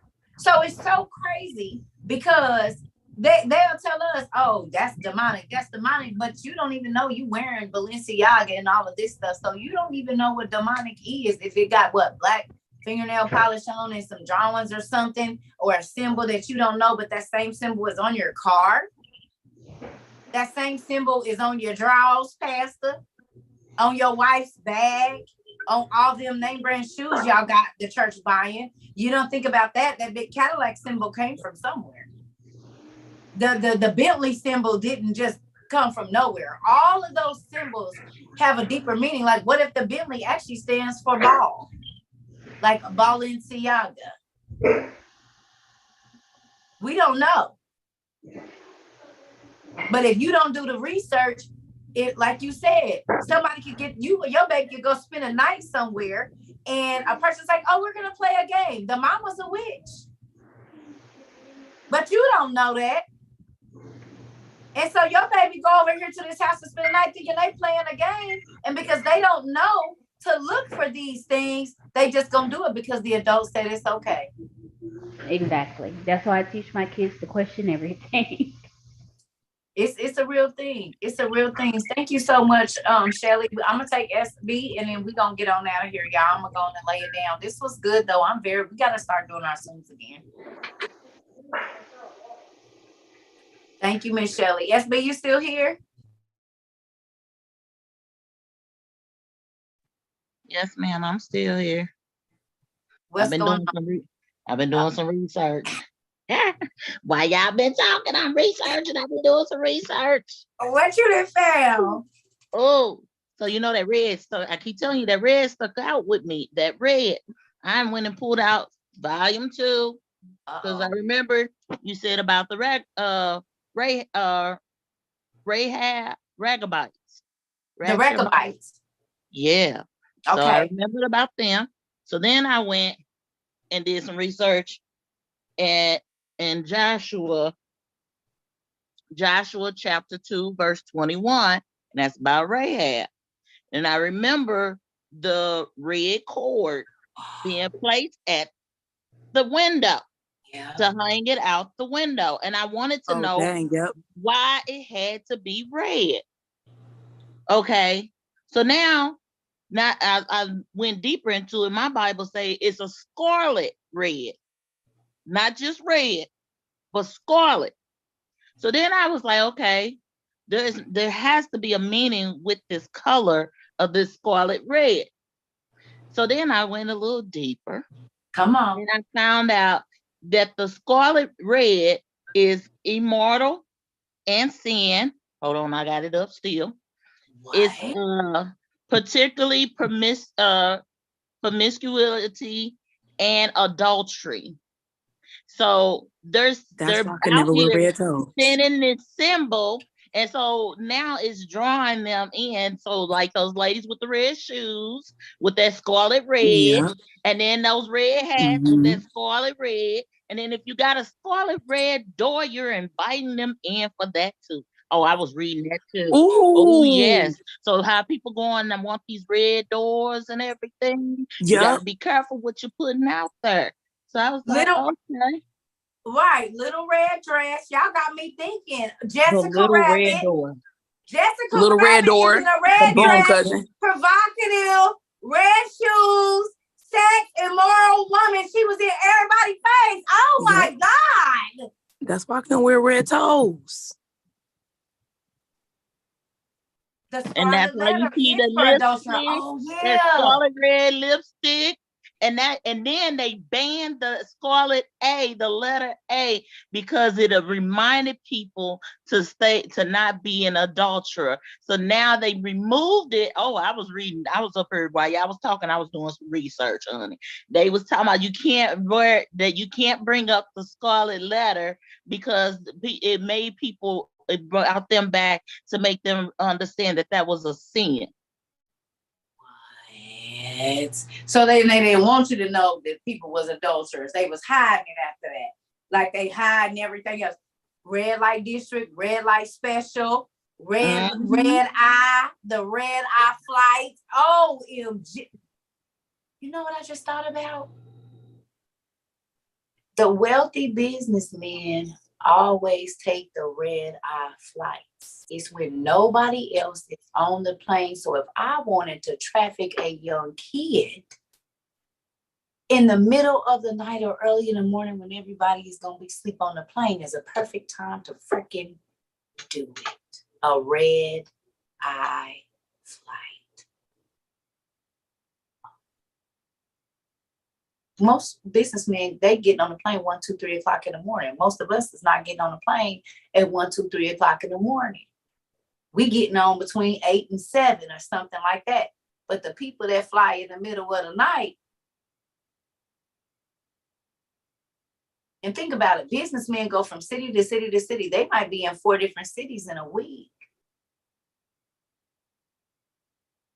Sometimes they fly private, so it makes perfect sense. I'm just thinking, even the red door. And then the red ties that the men be wearing, the businessmen usually wear a red tie. You sure said it. Right before they go to do some sin. They be having red convertibles too. Red Corvettes, red convertibles. And the red door perfume. Mm-hmm. What is Elizabeth Taylor red door? Mm-hmm.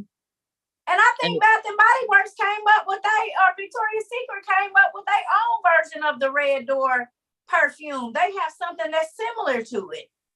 Little red Corvette, Prince. Come on, y'all. What we gonna do here? No, we figuring it out, Auntie. We figuring it out. Yes. Cause this and is you have the congressmen with red ties and red shoes, and then just like Blue Ivy, I've been seeing all TikTok dressed in red, dancing on the stage and everything else with her mama. With sunglasses on, might I add. They using her as a sacrifice. I can already tell. Something's going on, definitely. And y'all know who else they getting? Kanye's daughter too. They didn't sunk their teeth into her already. The oldest one, North. They didn't got. It's sad because he's really fighting for his daughter's life too, and people making fun of him. That is so North is gone. She's gone. She's under her mama's wing. She's not coming out of that mama wing. I wouldn't be surprised if she has a 17-year-old boyfriend sometime soon, y'all. I'm not joking. Like someone way too old for her to be dating. And they're going to say, oh, they're just friends. But we know what that is. Like, man, listen, it's so spooky. So I just want to say, I'm going to go. I just want to say I absolutely love y'all. And if I ain't doing nothing, we might get back on. But I'm about to try to lay it down for a minute. But because I might go watch something and then have to be back on here talking to y'all. Because I know everybody that went and look, SB, I already know you done with everybody about to get in that paper. It's like, because I never even thought about that. And yeah, because then that made me think about if something always happened over there. It's always something happened to a woman over there at that one apartment, and they all got red doors over there. Everybody about to be thinking about how all of these different things play a part in our life, y'all. And we just go every day and be like, oh, it's nothing. That don't mean nothing. Blah, blah, blah. But get this. Thank you so much, Miss Ida. Everything has a deeper meaning, family. Every single thing. Something as simple as the word Oreo, Oreos, the red door, a red Corvette, or whatever it is. And if we really got into the word and we really started doing, you wouldn't have no time to be on nothing else. You ain't got no time for no drama, and you seeking out stuff like this. There's absolutely no way. So this is why I say read is red table talk. What you just said, and I forgot about that. Oh my! And why did they cancel it though? Why they not having it no more? Because it's too much information getting out. Come about on. these predators and these babies and these kids and the drugs and the alcohol. Hell, shit. Amen. Yeah. Okay. Well, let me go pee. I'm gonna get Sarah, then I'm gonna get Sister B, and then I'm gonna get Shelly, because y'all ain't gonna let me go. Let me go to the bathroom real quick then. Y'all can talk while I'm gone. That's so crazy. Go ahead. Y'all know how we do it over here in the Cerca Trova community. Okay. They canceled that show too. They canceled Weird Table Talk. No more. Mm-hmm. Hey, But fam. now I know a lot of people are sleeping on anime, but it has a lot of stuff that we talk about in it. This is what I was getting ready to show her, talk about. Have y'all I seen this? know. Yes. It's wild. Mm-mm.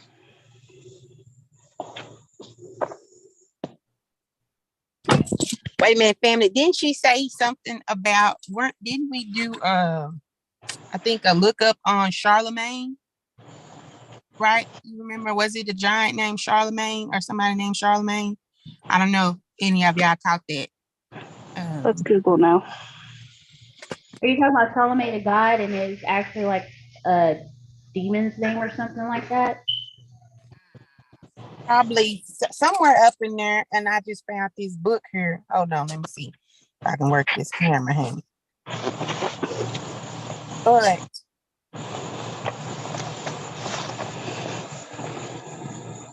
Can y'all hear me? We can hear you. Okay, Sarah, can you show me that book again that you just the show? Yes, Ash, love. It was a movie that came out in the Okay. Yeah, The Watchmen. Okay. But it originated from a comic book, and it looks like this.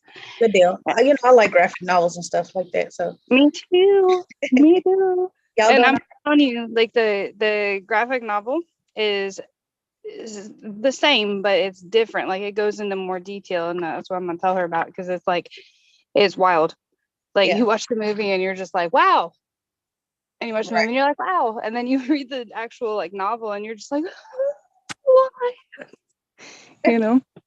Hey, Sarah. Hey, Pam. How you doing, Natasha? Hey, you need to try to get this one too. Is that the? It's a series. It's about the god. It's about the Greek gods like Hades and all of them, Poseidon and all them. I think they have a series like that on Netflix. I can't think of the Hold name on, right.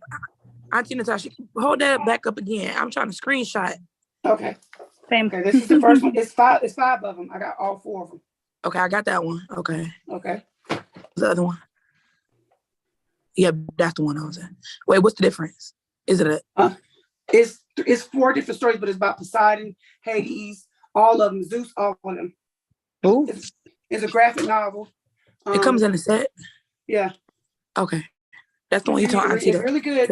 It tells why there's jealousy and how Medusa got turned into Medusa. It's a trip. I got the last one. The other one just came. This one. So it's 5 of them. I got a pre-order the last one, but that's it. But it's really good. And then it's like the American Gods. It's a graphic novel too, and it's a page turner. You'll read a whole book in a day, a couple hours. Right on. Thank you, Natasha. You're welcome. Hey, family. I wanted to ask you ladies a question tonight. Have you ever just ran into someone that actually, I don't know, wait, let me close my door. Freak my kids out. But my neighbor, I don't know if this is spooky, and have you ever met somebody, you just see them and they look like an animal? Auntie was just talking about that. Listen, oh my God. So where I've been living at now, I've been here maybe 3 years, but like maybe last year, I kid you not, I was coming in, me and my kids were coming in, and my neighbor that lives across the hall from me, I swear y'all, when I looked at him, he looked like a lizard. And when I tell you his eyes looked like charcoal black to me, it freaked me out. Now, mind you, I would always see him in passing, but something in my spirit, I don't know what it was, but my spirit son said, Bria, stay away from that person. Literally. I mean, eyes look like there was no eyeballs. His face looked just so weird. Listen, when I tell you, one of my exes, and it's crazy because his name literally means ancient fiery one. But for a year prior to, well, about 9 months prior to 9 months prior to our first real fight, like our first physical fight, sometimes he would look at me, y'all, and I promise I used to go like this. And he was like, girl, what's wrong with you? I was like, sometimes I can't see no white in your eyes. For 9 months. For 9 months, 9 months, 9 months. It would just be random times like there was no white in this man's eye.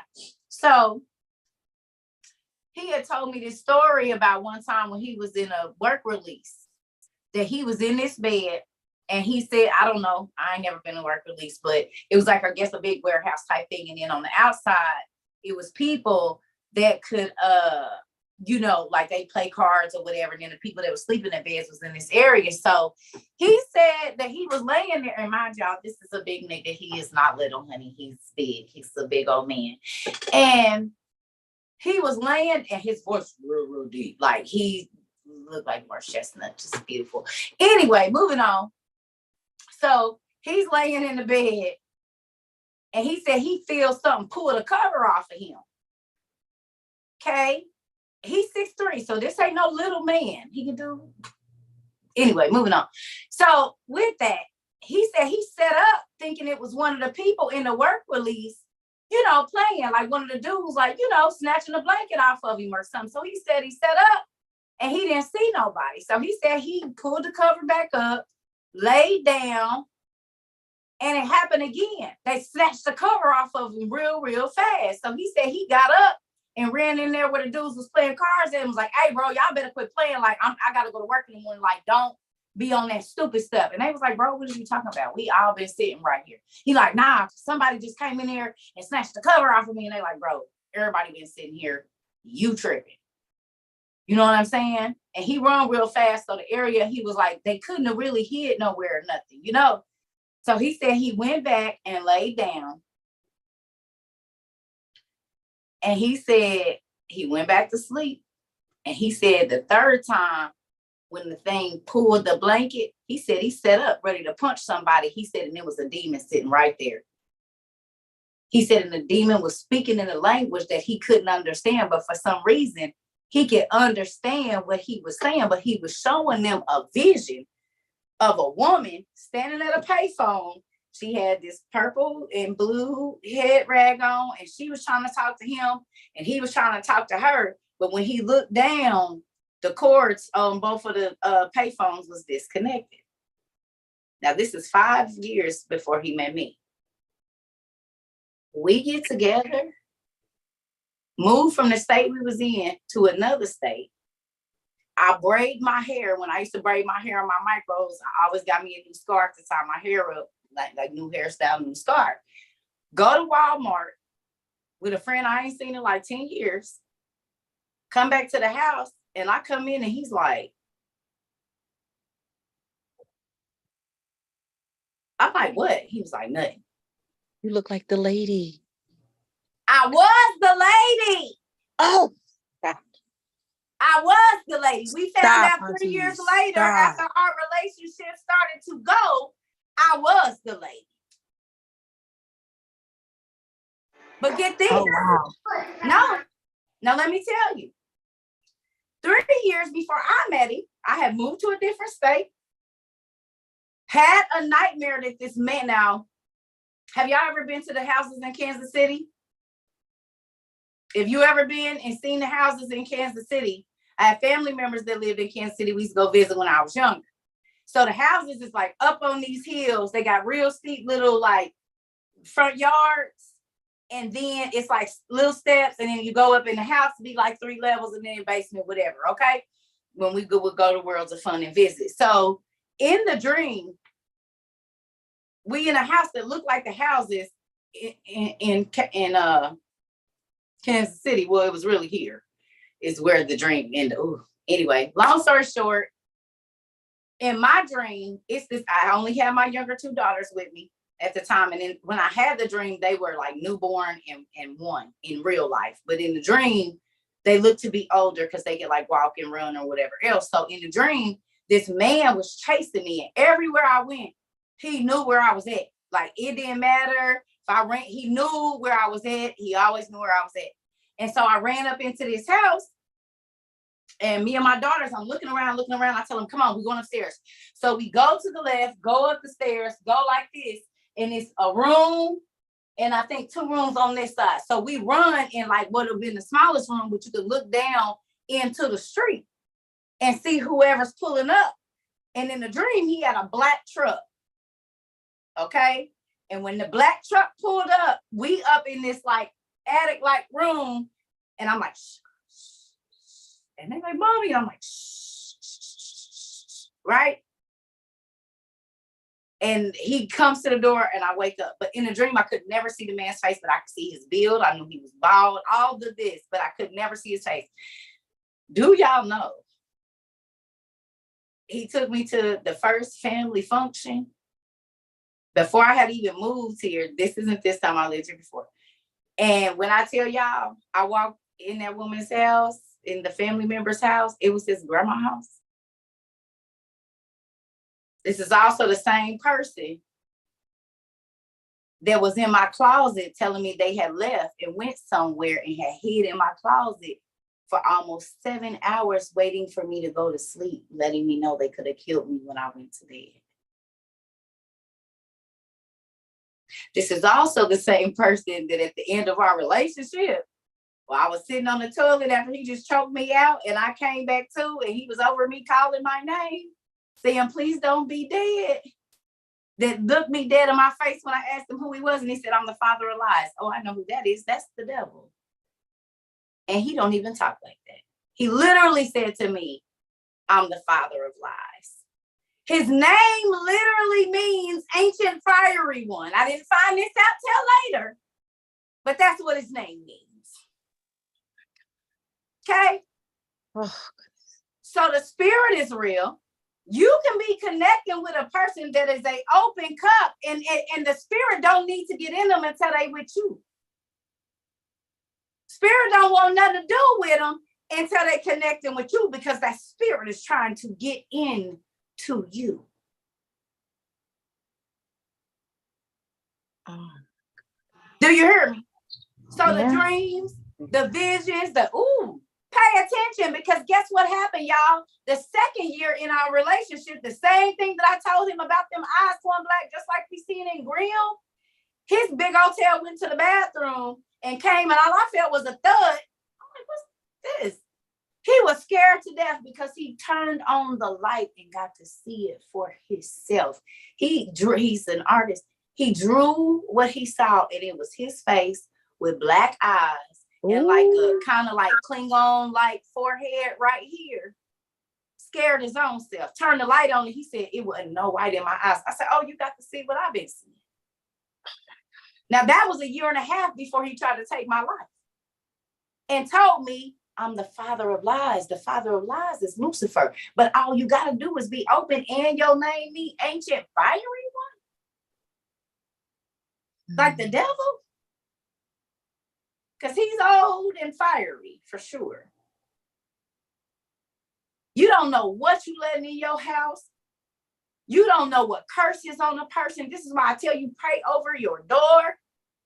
And God will give you dreams and visions about what's coming your way. It ain't even saying that you're not going to have to go through it, because it's to teach you something. Because that was my biggest spiritual battle I ever had in my life. That's the one God will wake me up and tell me, don't move, he outside your window. And my heart would be beating out my chest. Ooh, Lord, I'm scared. Woo. And I would get up the next morning and go outside, and I had a trap laid. He kicked the TV through the window, so then there was glass there. Well, he wore a certain type of boot, and I would clean the mud off. And if he walked back anyway to that spot to look through my bedroom window, it would be boot prints on that grass. He didn't know I was doing that, because he's coming at night. And then I would go outside and look in my car or look in my mailbox, and it would be a letter, or he didn't put some of my clothes or something to let me know he's been there. But God would wake my spirit up. Don't move, he outside. And he would be outside. You have to realize that they just a cup. People are just a cup. And if they're not covered in the blood of Jesus, whatever spirit they want to pour in here, and because it got a lid, baby, you don't know till you pop the lid and put it to yourself what you getting. That's one of the main reasons that I be telling y'all, look at the symbols a person got in their house. Listen to the words that, wait a minute, what that mean? Because you could be dealing with a witch or a warlock, SB. Ain't nobody ever been in a soul tie you can't get rid of. And it don't matter what it do to you, you want it. It's an insatiable feeling to where it starts to drive you crazy. Even if it's abusing you, you will keep going back to it. Mm-hmm. Even if it's almost taking your life, your children's lives, it is an insatiable. That is what I'm talking about. You can connect to something that is connected to something that is otherworldly, and it will start to draw you into places you never thought you would be. You will be doing stuff you never thought you would do. Stuff you said, ain't no way in hell and be loving it. The devil is a deceiver, y'all. And with these movies that we watching, with these shows, us finding out about these different things, y'all, God is opening our understanding to how blind we have been to the spiritual realm that is right around us. And we'll tell ourselves we're tripping. Hold on, y'all. Did my cousins, auntie? You already know. Yes, baby. Of course. Hey, cousin. You want me to turn you so they can see you? Oh, okay. Okay. She said, hey. Look, they say, hey, cousin. They can hear you because I'm on Zoom. Oh. Okay. Hi, guys. Do you want me to call you right back? No, I'll call you. It's okay. I'll just text you as fast as for it. Okay. I love you. Love you too. Okay, bye. Now, Cerca, I have a question. Uh-huh. So is that, reason why, side pieces and side chicks and side, use the language, niggas, are starting to become more popular because each person you lay with has a soul tie and those entities are using that person. That's why they're pushing this side, I got this dude over here in Texas, got another one in California. Is that why they keep trying to push that, I guess, agenda to collect as many souls as they can? Mm-hmm. Because most times somebody ends up going crazy because throttles don't work no matter how much you say they do. They don't. This is why we got shows like Snap. But I do want to get to Sarah. Let me get, and then we'll go back to that. Sarah, and because y'all, I'm about to get off. I told y'all I'm about to go to sleep. I done said that 100 times. Y'all don't listen. It's okay. I'm about to go get in my bed. But go ahead, Sarah. Let's get it. What you got, Mama? Hey, fam. Cerca, I'm so happy to talk to you. Yay. Hey, girl. Hey, love. I don't know if I mentioned this to you before or not, but like Natasha, whenever she was mentioning her graphic novels and stuff like that. Oh, you got the Watchmen. Yeah. Have you seen that movie? I think I did watch that already. Now, like the big tall blue guy? I think so. Yeah. Yeah. And it's the graphic novel is even better. And it looks, you know what I'm saying? So everybody just been buying comics and y'all didn't tell me y'all was buying comics. This is what we're doing around here. No, I don't appreciate it because I let you guys in on all of the books that I buy, but you all close out and have whole anime series and these books that I don't know nothing about. I see. Don't worry about it. I'm about to give me some books y'all not gonna know nothing about either. Then fine. That's what we're doing around here. Auntie Natasha, don't be trying to hide. She talking about you. Do you have a can opener yet, Miss Cerca? Sarah, I'm pinching your face right now. I'm pinching your face. I'm gonna tell you why I'm pinching your face.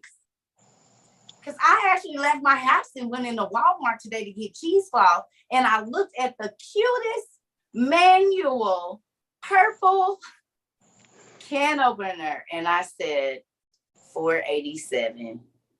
I probably can find it somewhere cheaper. And I walked out.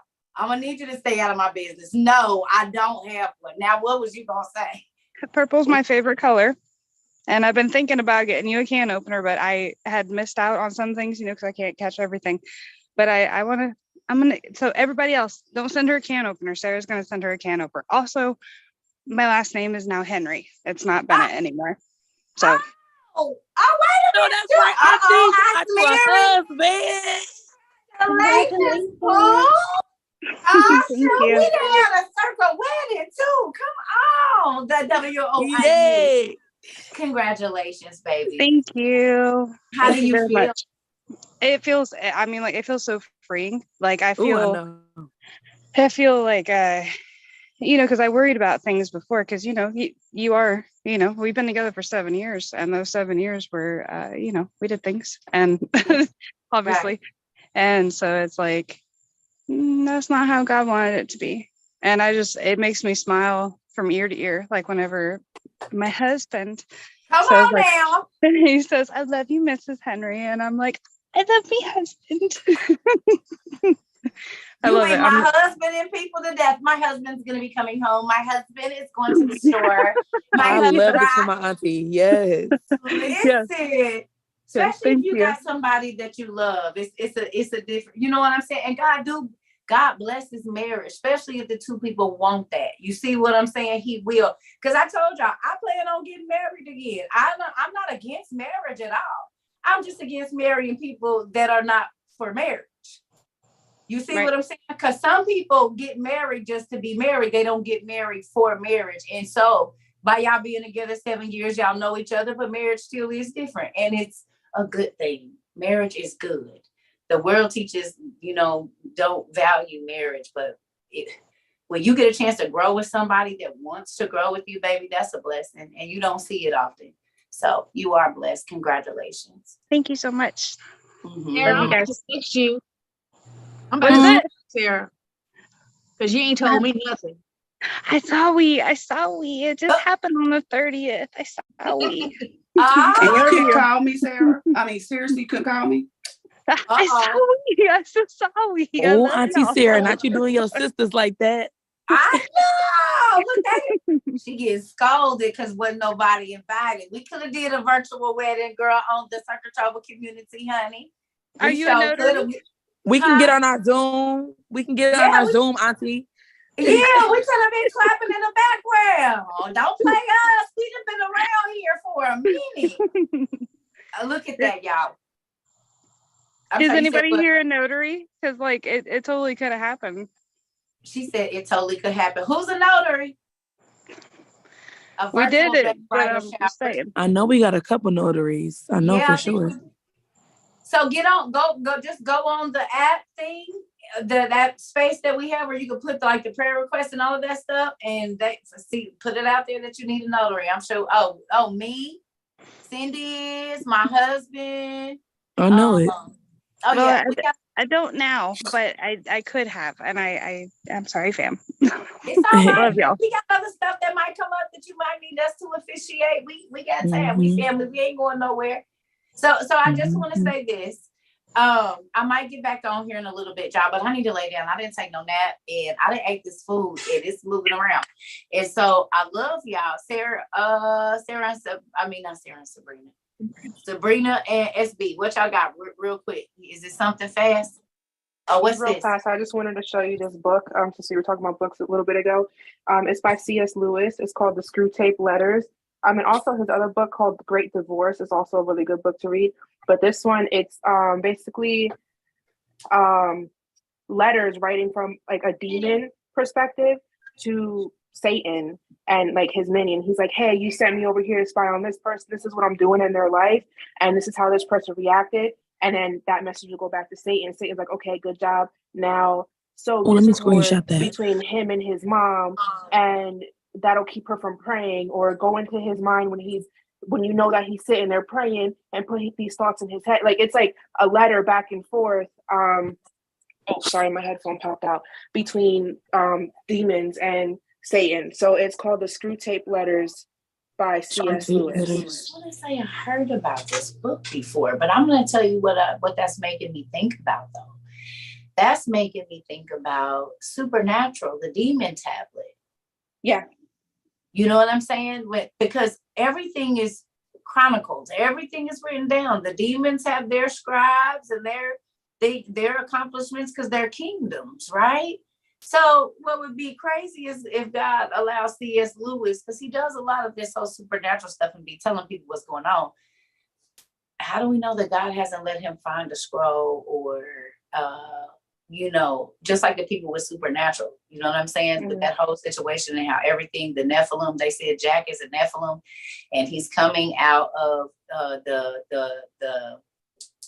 what is it, like the politics? Remember, He was a Jack president's child. The president had made it with his secretary and got her pregnant. I watched Supernatural like 3 times over, so I'm real familiar with it. But that other book as well by C.S. Lewis is called The Great Divorce, and it puts things in like really good perspective for you, like what you focus on in life versus what's actually really important and what you don't care about once you're dead. And it talks about like when you die, you go to like heaven, but like the first heaven, and the spirits that are already there, like, God's people, they come and greet you like, hey, so this is what you went through in life. And like, there's people who don't want to let nothing go. So then they go back to hell, but hell is actually just where they were stagnant and just living the same cycle over and over again until they fade away. I don't want to give too much away, but The Great Divorce is what it's called by C.S. Lewis. And it's about the same size as this book too. But it's a little bit of a confusing read because the way he writes it in the characters, it's like kind of written in a play, but there's no like names of who's talking. You know what I mean? So you kind of have to like, wait, hold up. But I'm a highlighter and an underliner, so. But yeah, that's all. I just wanted to share this book with you. That's all. No, that's good because you got folks over here like, okay, yeah, because that look, yeah. Thank you. Don't ever not share books, and you have to think about it. That also could open up people's understanding to about how the devil moves throughout this. Oh, those are cute. Where do you get them from, Ashley? Our girl did them.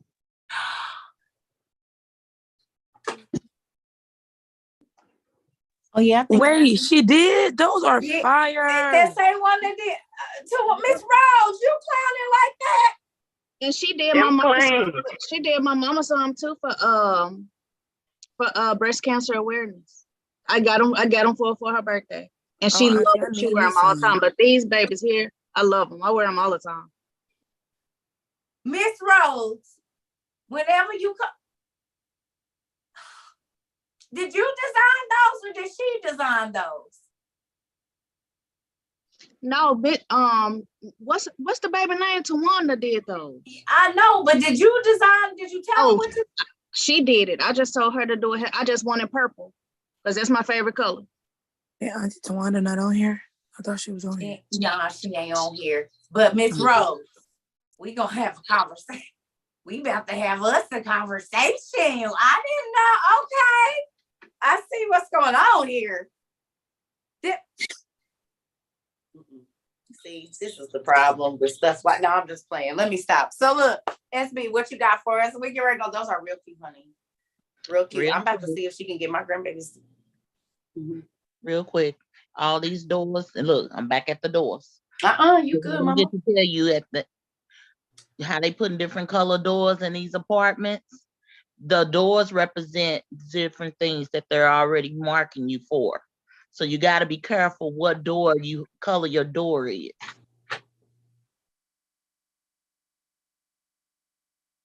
That makes sense because a lot of the housing projects. Let me go look at my door because housing projects be having red doors all the time.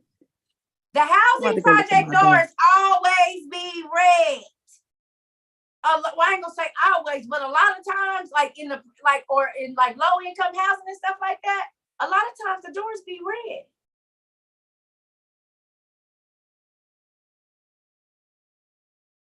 Red or green. They sure do.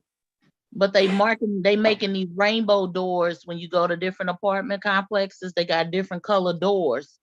And then depending on after you put your application in, they meet you and everything, then they assign you to an apartment marked with the color of the door. So they're matching you up with what they feel you should be with. I'm not happy with this at all. That's crazy. You know, I heard something on TikTok. I'm a little bit of a conspiracy theorist, and they was going around saying they're gonna start for these concentration camps. They're gonna go by the mailbox and start putting blue or red dots on the mailbox to see who's gonna go and who's not gonna go. And it's crazy that you're now saying they're about to match you up with different colored doors. They already doing it. So she said they already doing it. Dream Stewart said they already doing it. They already doing it. Because she put the mailbox as soon as you said mail, before you finished saying mailbox, she had put a mailbox up here. So, well, red, green. I'm just thinking about the areas like, yeah, a lot of different. I'm just thinking, and think about it. Where do the crime rates be highest at a lot of times? In these areas where these doors is multicolored. The police, a lot of drugs, a lot of crime. You know what I'm saying? Green, red, or the building I have like red shutters on it. You know what I mean? I done been in a lot of projects around different places. You see what I'm saying? So I'm thinking, even like the subsidized housing and stuff like that, it be like they color code those. And once like in Arizona, they redid all the housing projects. And at first, I think the doors was white, maybe. And then they did paint them to like a tan and green color and then something else. So when you think about certain areas or certain, here they're green, gray, and navy blue. Okay. You've seen pink, blue, and green doors. That's crazy. You know what that makes me think of? The toothpaste. How the toothpaste has different color, like the black, the green, the same colors that we talking about. Ribbons are color. Now I feel like we need to search and look into colors because we've been really putting two and two together.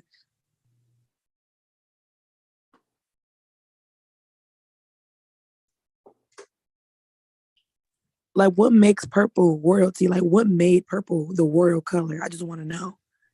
Like, how we figured out red was like a scarlet color and how it has all these things attached to it. What made, like, who taught us that purple was so royal? Like, what made purple royal? I believe it was God. Some of the raiment that he gave the kings and different people, it was like a cobaltish, purplish, kind of like a cobaltish royal blue kind of color or something like that. Okay. Some of the clothing and things that the priests wore, I believe, if I'm not mistaken, at certain times he gave people fabric, and I think that's kind of where they took it from. Okay. I'm just sitting here like, I'm just thinking about all the hoods I've been in, y'all. I'm sorry. That's what I'm thinking about. The hoods I've been in, the doors, how things happen there. And I'm not just saying the hood like everything don't happen, but you got to think about it. Like, you know how you be in a city and on this same corner, they got the 5 painted white bikes because somebody got hit on a bike right there. Have y'all seen that? Or they'll have all the crosses right out at that one intersection and but right down the way, it don't be none.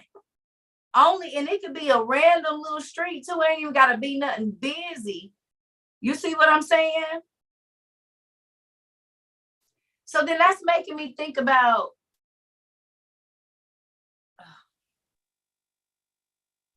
But if I may say something, Circa, it makes me think about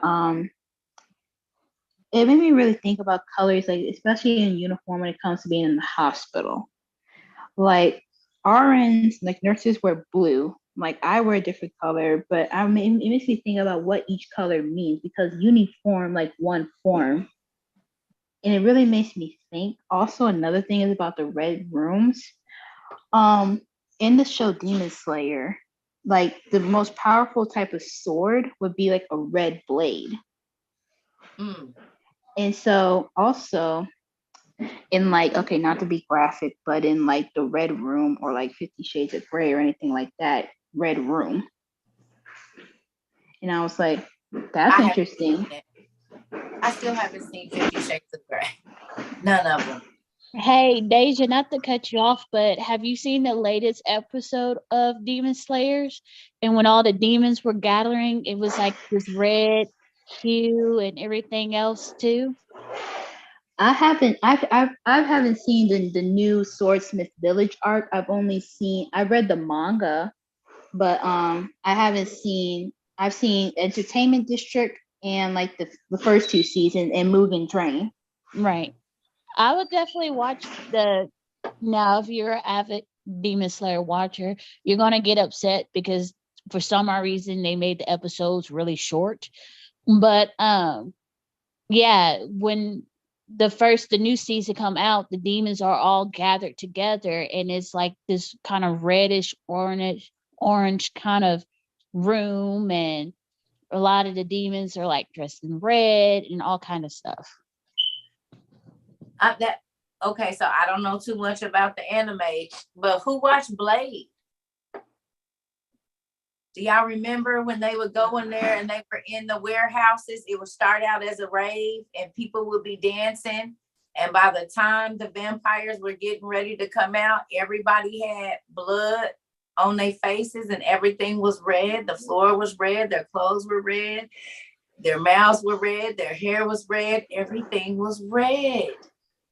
And that song is called Blood Rave by Crystal Method. Blood Rave. Oh, from that thing. And somebody just said something about Red Rum right here too. And in Underworld. And then what's the other one too? Circa, I'm gonna get off, but Kenya, it's one thing that I just want to say. I know that society tells us that the red door is supposed to represent showing that we paid off our homes, but it's also putting out that you're marking yourself. So just be careful what people go for. Be careful of the colors you choose to put on your doors and your windows. SB, you just reminded me like the ribbons that they put on new cars, like that great big red ribbon that they put on a brand new car. That goes to doors. I mean, for windows too, because we hang curtains up, and you got to be careful what colors you choose to hang up on your window. So you know what that just made me think about too? The swinger star, isn't it always red? Like how they have the pineapple, but the swinger star that people put up on their house, ain't it always red too? Like a rust color, like a terracotta like red color, or no? I thought it was orange. Is it orange? That's terracotta orange like color. Yeah. It's orange. So is it orange or is it red? Because terracotta is like. Auntie, you may be right. I thought it was orange, but my eyesight, I wear glasses, so I do too. No, but I'm just saying terracotta is like an orangey red color, right? Basically. Yeah. Like burnt, Isn't that always like, isn't it always that color, or sometimes are they black? Terracotta, think of a terracotta when you plant. A pot is terracotta that you put plants in that color. It's a bricky color. Red with red and orange mixed together kind of makes a bricky color. So ain't that what the swingers use? Ain't that they use? And it's normally like a terracotta red color or whatever? I don't know about the swingers. But if I may say something, like this brings up something I was reading a while ago. It was talking about how okay, so not to sound graphic, but I know, sir, if you haven't seen 50 Shades of Grey or anything like that, but I remember hearing first about the certain topics about what they would do in high school, and it made me think about what sort of spirit is under that to make you want to desire to hurt somebody and get off to doing that. That's just so weird to me. You have to understand that The okay, so do you realize that the angels knew once they went into the women that they were creating the destruction of the world? They knew what they were doing. This sexual act was going to be cursed, and the world would be cursed because of this act. You know what I'm saying? So when you think about that, because of their intimate act, millions of or however many people died. Remember, that's what Michael said. He said, look, the blood of the people is crying up to heaven. What started all of that blood being shed? Intimacy between angels and women. And then death came out of that. They became murderous and built weapons and all of that. So it very well could be the same spirit that was running through the giants, because you have to think about it. They are the disembodied spirits that are whispering in our children's ears and in our husbands' ears and our wives' ears and our bosses and the lady behind you in the store. So also understand that when people say, it's people talking to them, now y'all know who it is. It's the disembodied spirits, which are the children of the monsters and the angels that was here in the 7th generation, 8th generation, 9th generation, whatever, since Adam. They not lying when they said something told them to do it and they could hear it or see them. Just like these babies is telling y'all. I was just watching real quick. Y'all might have seen this already. Hopefully it's still retry, really. You're not gonna.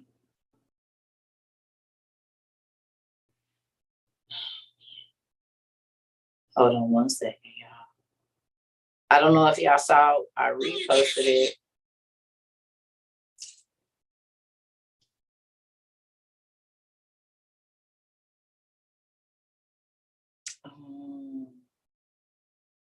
This is gonna suck.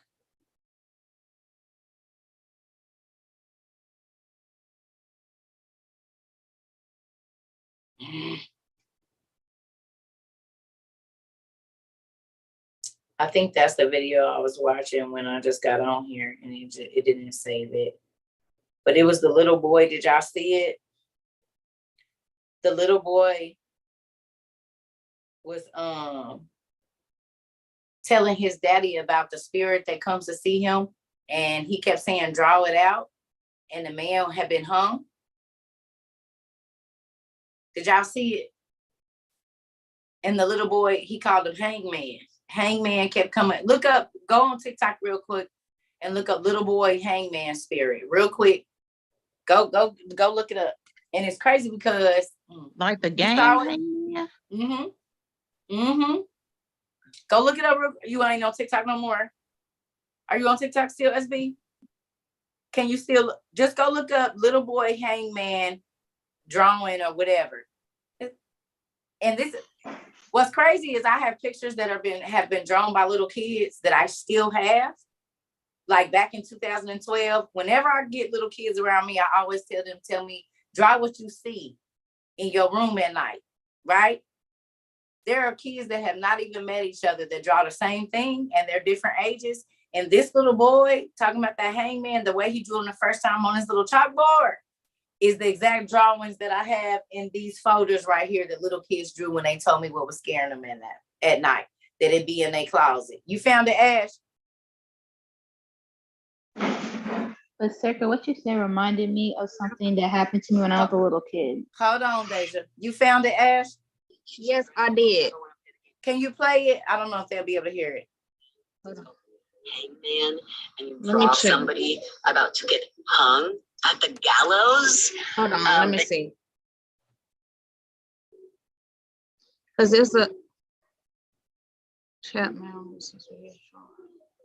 Yeah, but I saw this one right here. I guess he's just discussing it with his son. Yeah, and it has a video of the spirit coming to mess with the boy, because the little boy said, he said, why won't you draw him? He said, because no, he gonna come back and he's gonna be mad at me because I did that. And then the dad set up a camera and the spirit came and he was like, I think that's it. Hold on. No, because this got music to it. It might start. Oh. I'm gonna keep looking. I'm gonna go on mute, and then when I find it, It's okay because I'm trying to figure out. I thought I hearted it or shared it or something. Somebody said they found it. Come on up. Please. yeah, come up. Hey, y'all. It's Rika. Sorry, I did find it. Can you play it? Ooh, I hope y'all, I don't know if y'all gonna be able to hear it because I'm on the phone, but okay, let me switch.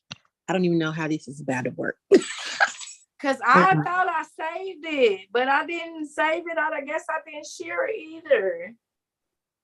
Hold on. Oh, no. I did find it. Go ahead. You got it? I did, but if you want, come on. Go on, boo, because I don't know if y'all gonna, because I'm on the same device. I don't know if y'all gonna be able to hear it. Okay, I did find it. So this creepy video is going viral right now because his son is convinced he has an imaginary friend named the Hanging Man who visits him every night. But make sure you stick around to the end to see what they caught on camera when he was sleeping. Stop it.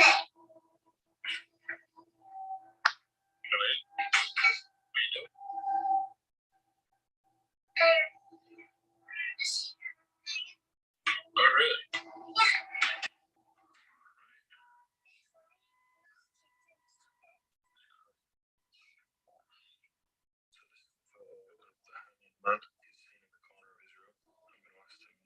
Draw it again when I've ripped it completely off.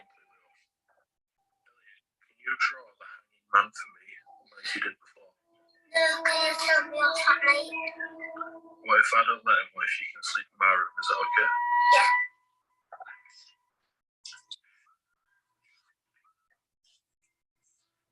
So what's this? What's these on his face?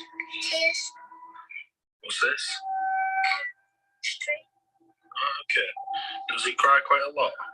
Yeah, because you've got his feet out up there, and he's up there Okay. in the corner. Okay, thank you.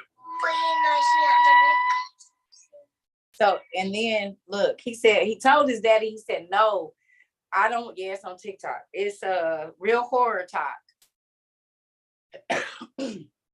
Real Horror Talk is where I found it.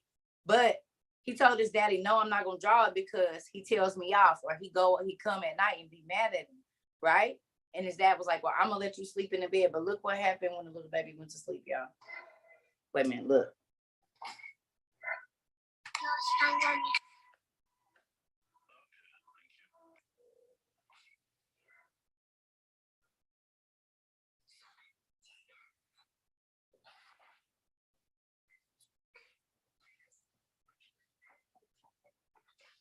It yanked him out of the bed. And who was here for the story when I told y'all my mama used to come in my room and I would be up under my bed naked as a child, no clothes. I wouldn't even go under my bed during the daytime, y'all. And I was like 5 or 6 years old. I'm serious. When y'all kids tell y'all it is a monster and they are not just trying to come get in the bed with you.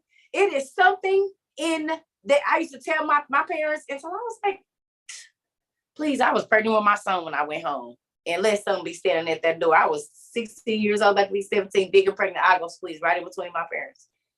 Because them demons used to come and I thought they wanted my baby. So I definitely used to be trying to get whatever y'all thought y'all had going on. It's not going on this evening. Because me and the baby, we are coming in here to lay with y'all. And them same spirits, when I got my own house, used to be tormenting my son and my daughter, to where I would have to pray over there. That's why I stopped buying nothing against Burger King. I stopped buying Burger King because I found out in 1999, 2000, 2001 that most of their toys was demonic. I was like, oh, I started because my son kept saying he was scared. So I go in there and God started pointing out and he said, look at the belt. I'm like, damn, that's a skull. Then I turned to the side, skull. On this little bitty toy, it was all of these evil faces.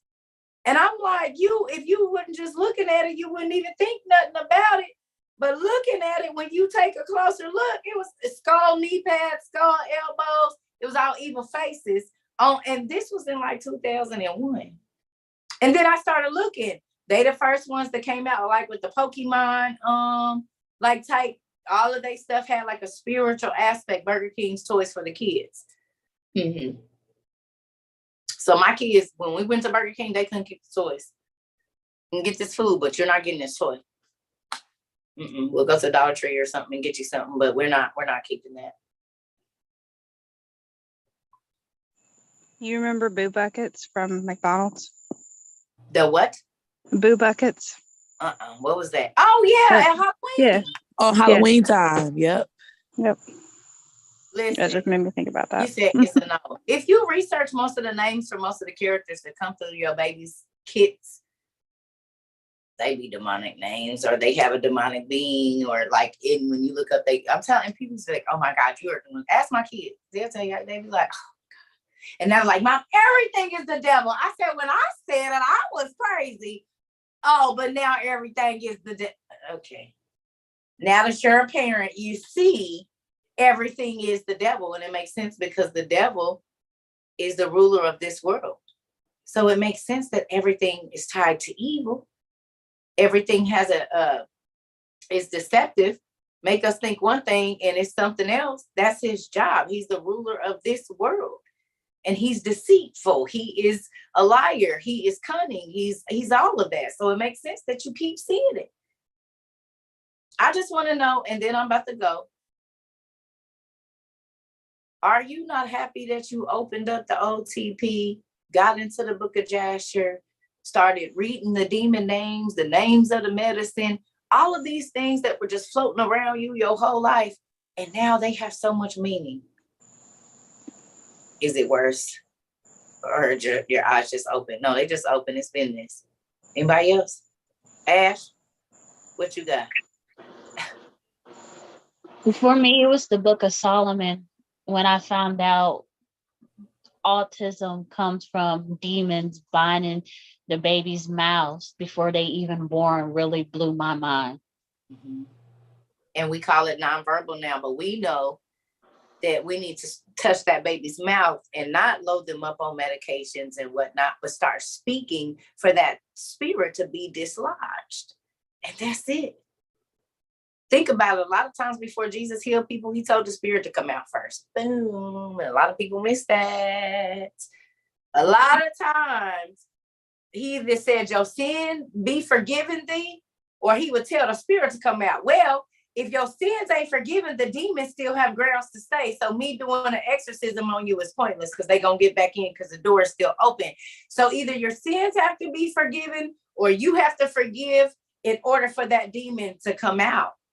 Because as long as you hold on to unforgiveness, hatred, or whatever it is, that demon has free will in your life. You gave them the door to stay.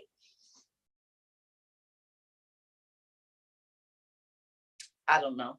Perversion, I'm guessing. I don't know. I can't say. I don't really know if there is one. Just one. Because you have to think about it. People say homosexuality, but being promiscuous is just as sexual sin is sexual sin, period. So the spirit of perversion causes a lot of things to happen. Pedophilia, porn addictions. There is no either or with that. It's all sexual sin is sexual sin is sexual sin. If you cheat on your wife, it's the same thing as you going in. I mean, sexual sin is sexual sin. We try to justify one or the other, but sexual sin is sexual sin. And whether people feel like certain stuff is, because right now it's a thing to have more than 5 partners and people don't think that's sin, but God, that ain't how God set it up. So even that is, you know what I'm saying? I can't say what is what. I don't even know that there is a spirit behind every single thing. Some stuff is just, because you have to think about it. What spirit opens the door for alcoholism? What spirit opens the door for abuse, physical abuse, rejection? Just like it's doorway, drugs is doorways for spirits to get in. Do you understand what I'm saying? So you can't really even say that it's one specific spirit behind anything, because There are people that saw their mothers be abused by men and said they never wanted to be with a man. It wasn't even that nothing happened to them or anything. They just saw men in a way that they never wanted to be with a man. There are men that never saw like a certain thing, or their mothers were overbearing and they never wanted to be with a woman because of that. I got friends that won't sleep with a white man because they uncle molested them and he was white, and they don't want to see their uncle on top of them. So it's just what opened the door for you. I don't think that it's anything with anything. You know what I mean? Like, not everybody that's on drugs was molested. Some of them was abused. Some of them was left out. Some of them was forced into it. Everybody has an opening into everything a different way. You know what I'm saying? Most times the spirit that opens any door to any sin is rejection and unforgiveness. Rejection opens the door for a lot of stuff.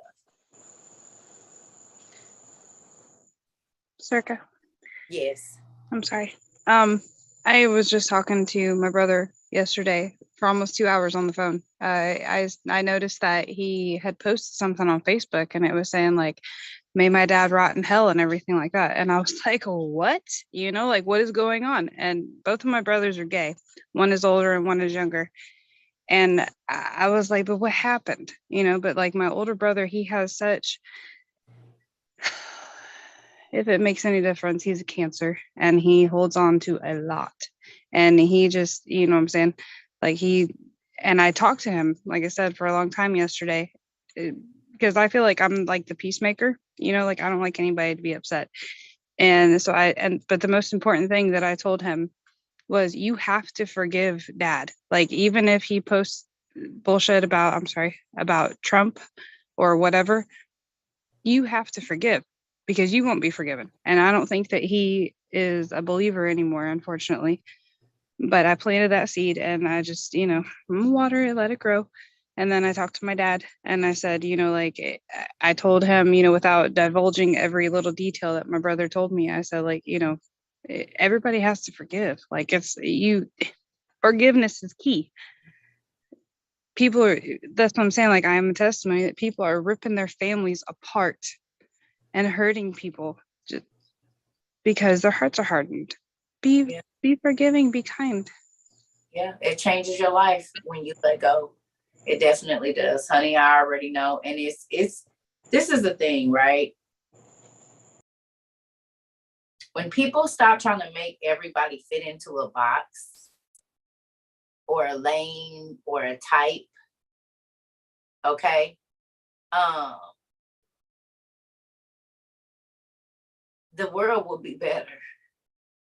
Because not one of our situations are the same, but the root of most of them are the same. You were rejected by your friends. You were rejected by a spouse. You were, not included or whatever. Everybody has a story of something that changed the way that they are right now. You see what I'm saying? Everybody has a situation where,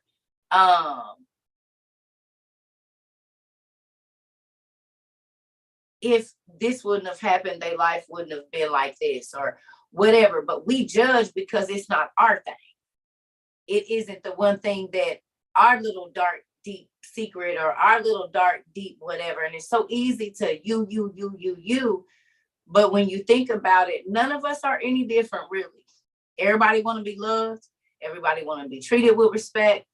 Somebody didn't acknowledge their feelings, or somebody didn't acknowledge something that happened to them or whatever else it is. So then they go and they turn into this person, but really they're miserable. I mean, like, we've all done it in one way or another, whether it be high school and not wanting to be yourself or whatever it is. We've all been hurt. We've all masked up. So the same way it took for you guys to come here, maybe to peel out of your shell and tell your business to random people that you've never met and cry your eyes out and not feel weird. They just got to find their sanctuary. And you have to think about it. There's probably people that didn't think, most of the people in our community could even think about studying the Bible all day or looking into the things that they look into, because we're the misfits. We are the people that were thrown away. We are the people that they said could never be saved because we in same-sex relationships or whatever it is the world said, those people don't want God, it's not the truth. And like I tell people, what you do in your bedroom is on you. How I feel about what you do in your bedroom or whatever it is, and how God feels about it, my thoughts are not his thoughts and my ways are not. I don't give a damn what you do. That's on you. Just like when if Cerca climbed 5 tall trees, it don't have nothing to do with y'all. Do you understand?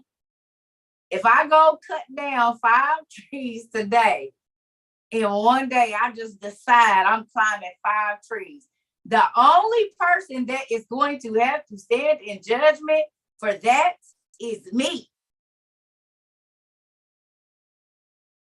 Okay? And I know that cutting down 1 tree, let alone 5 in one day, and I ain't got a ring on my finger is fornication. You don't got to tell me, I already know. So when people want to, well, what about this? And well, what about that? And well, what about this? Hold up. Because what spirit calls you to be stingy? Because you're going to be sitting right on the pew if you feel like homosexuality is a sin or drunkenness is a sin or whatever it is, smoking weed is a sin. So is being stingy.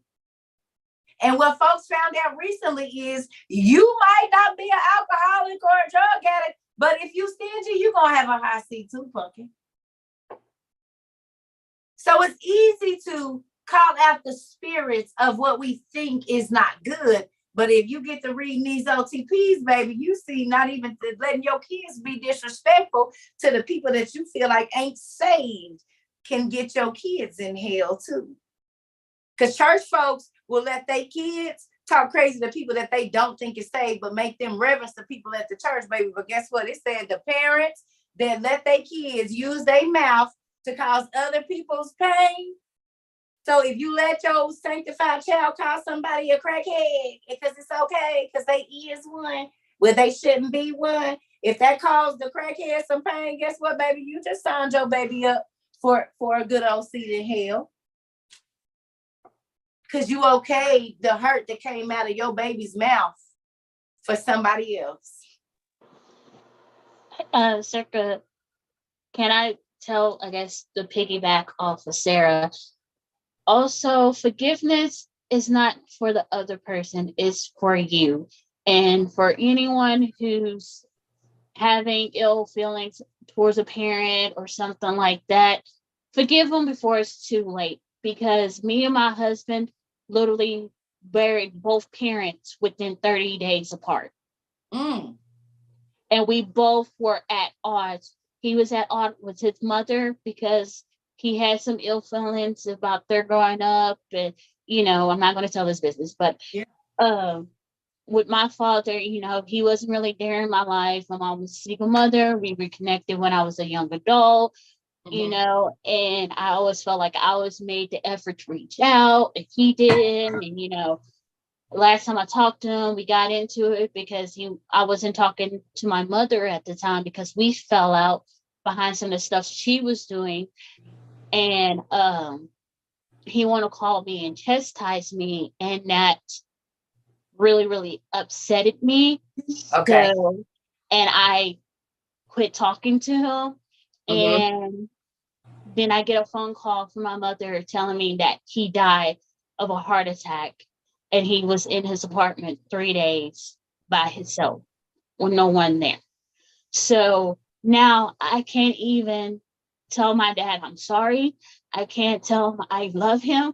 I can't do none of that. So what I'm saying is forgive, even though they're toxic. Oh my God, because nobody's perfect. But hold on though. Forgiving them don't mean you gotta go back around them. Because I forgave my mama, but I still don't talk to her. One of my cousins just had to send me a picture. Just because you can forgive them and tell them you forgive them, but you don't gotta go be around them. You do not have to do that. Because the devil, if they don't want to change, that's going to keep you trapped in a place. No, you can forgive from far away and not deal with them. Yes, they be toxic, but hey, if you know they're going to be toxic, You can forgive them wholly. That's like me. I forgive my ex-husband, but I'm not going to be around this dude. You see what I'm saying? You can forgive. But and that means family too. I have not talked to my mother. Love her, miss her. Yeah, but if you are going to continue to be toxic, I'm trying to live right. And if you don't want to heal, then you're going to keep me sick, which means I'm not growing in the way that God wants me to be. So I want to stop you right there. And I'm not to discount you and your father's situation. But listen, some people, you got to let them be toxic over there. And that's even mamas and daddies too. And I do, feel bad that you didn't get to say you're sorry or whatever. You know what I mean? I don't understand, I wasn't close to either one of my parents. Now, my stepdad and my godmother, I don't know, maybe. But what I'm saying is this: you can forgive and let go and not have them right around you. Right. You don't have to keep subjecting yourself to pain, but do forgive, because you don't know when nobody is going to leave. You absolutely don't. Well, I'm getting ready to go, y'all. I love y'all. I've been saying I'm going to go for an hour, 2 hours, and I did not plan on being here on this long because I got to call my kids back. So I love y'all. I will talk to y'all later. This was a really, really good class. Love you. Love y'all. Yes, I love y'all. And I probably won't talk to y'all tomorrow because y'all know Mondays is my day off. Oh, hey, little mama. Bye, everybody. Love y'all. Bye. Bye. Bye. Love y'all, family. Love y'all. Bye. Bye. See y'all later.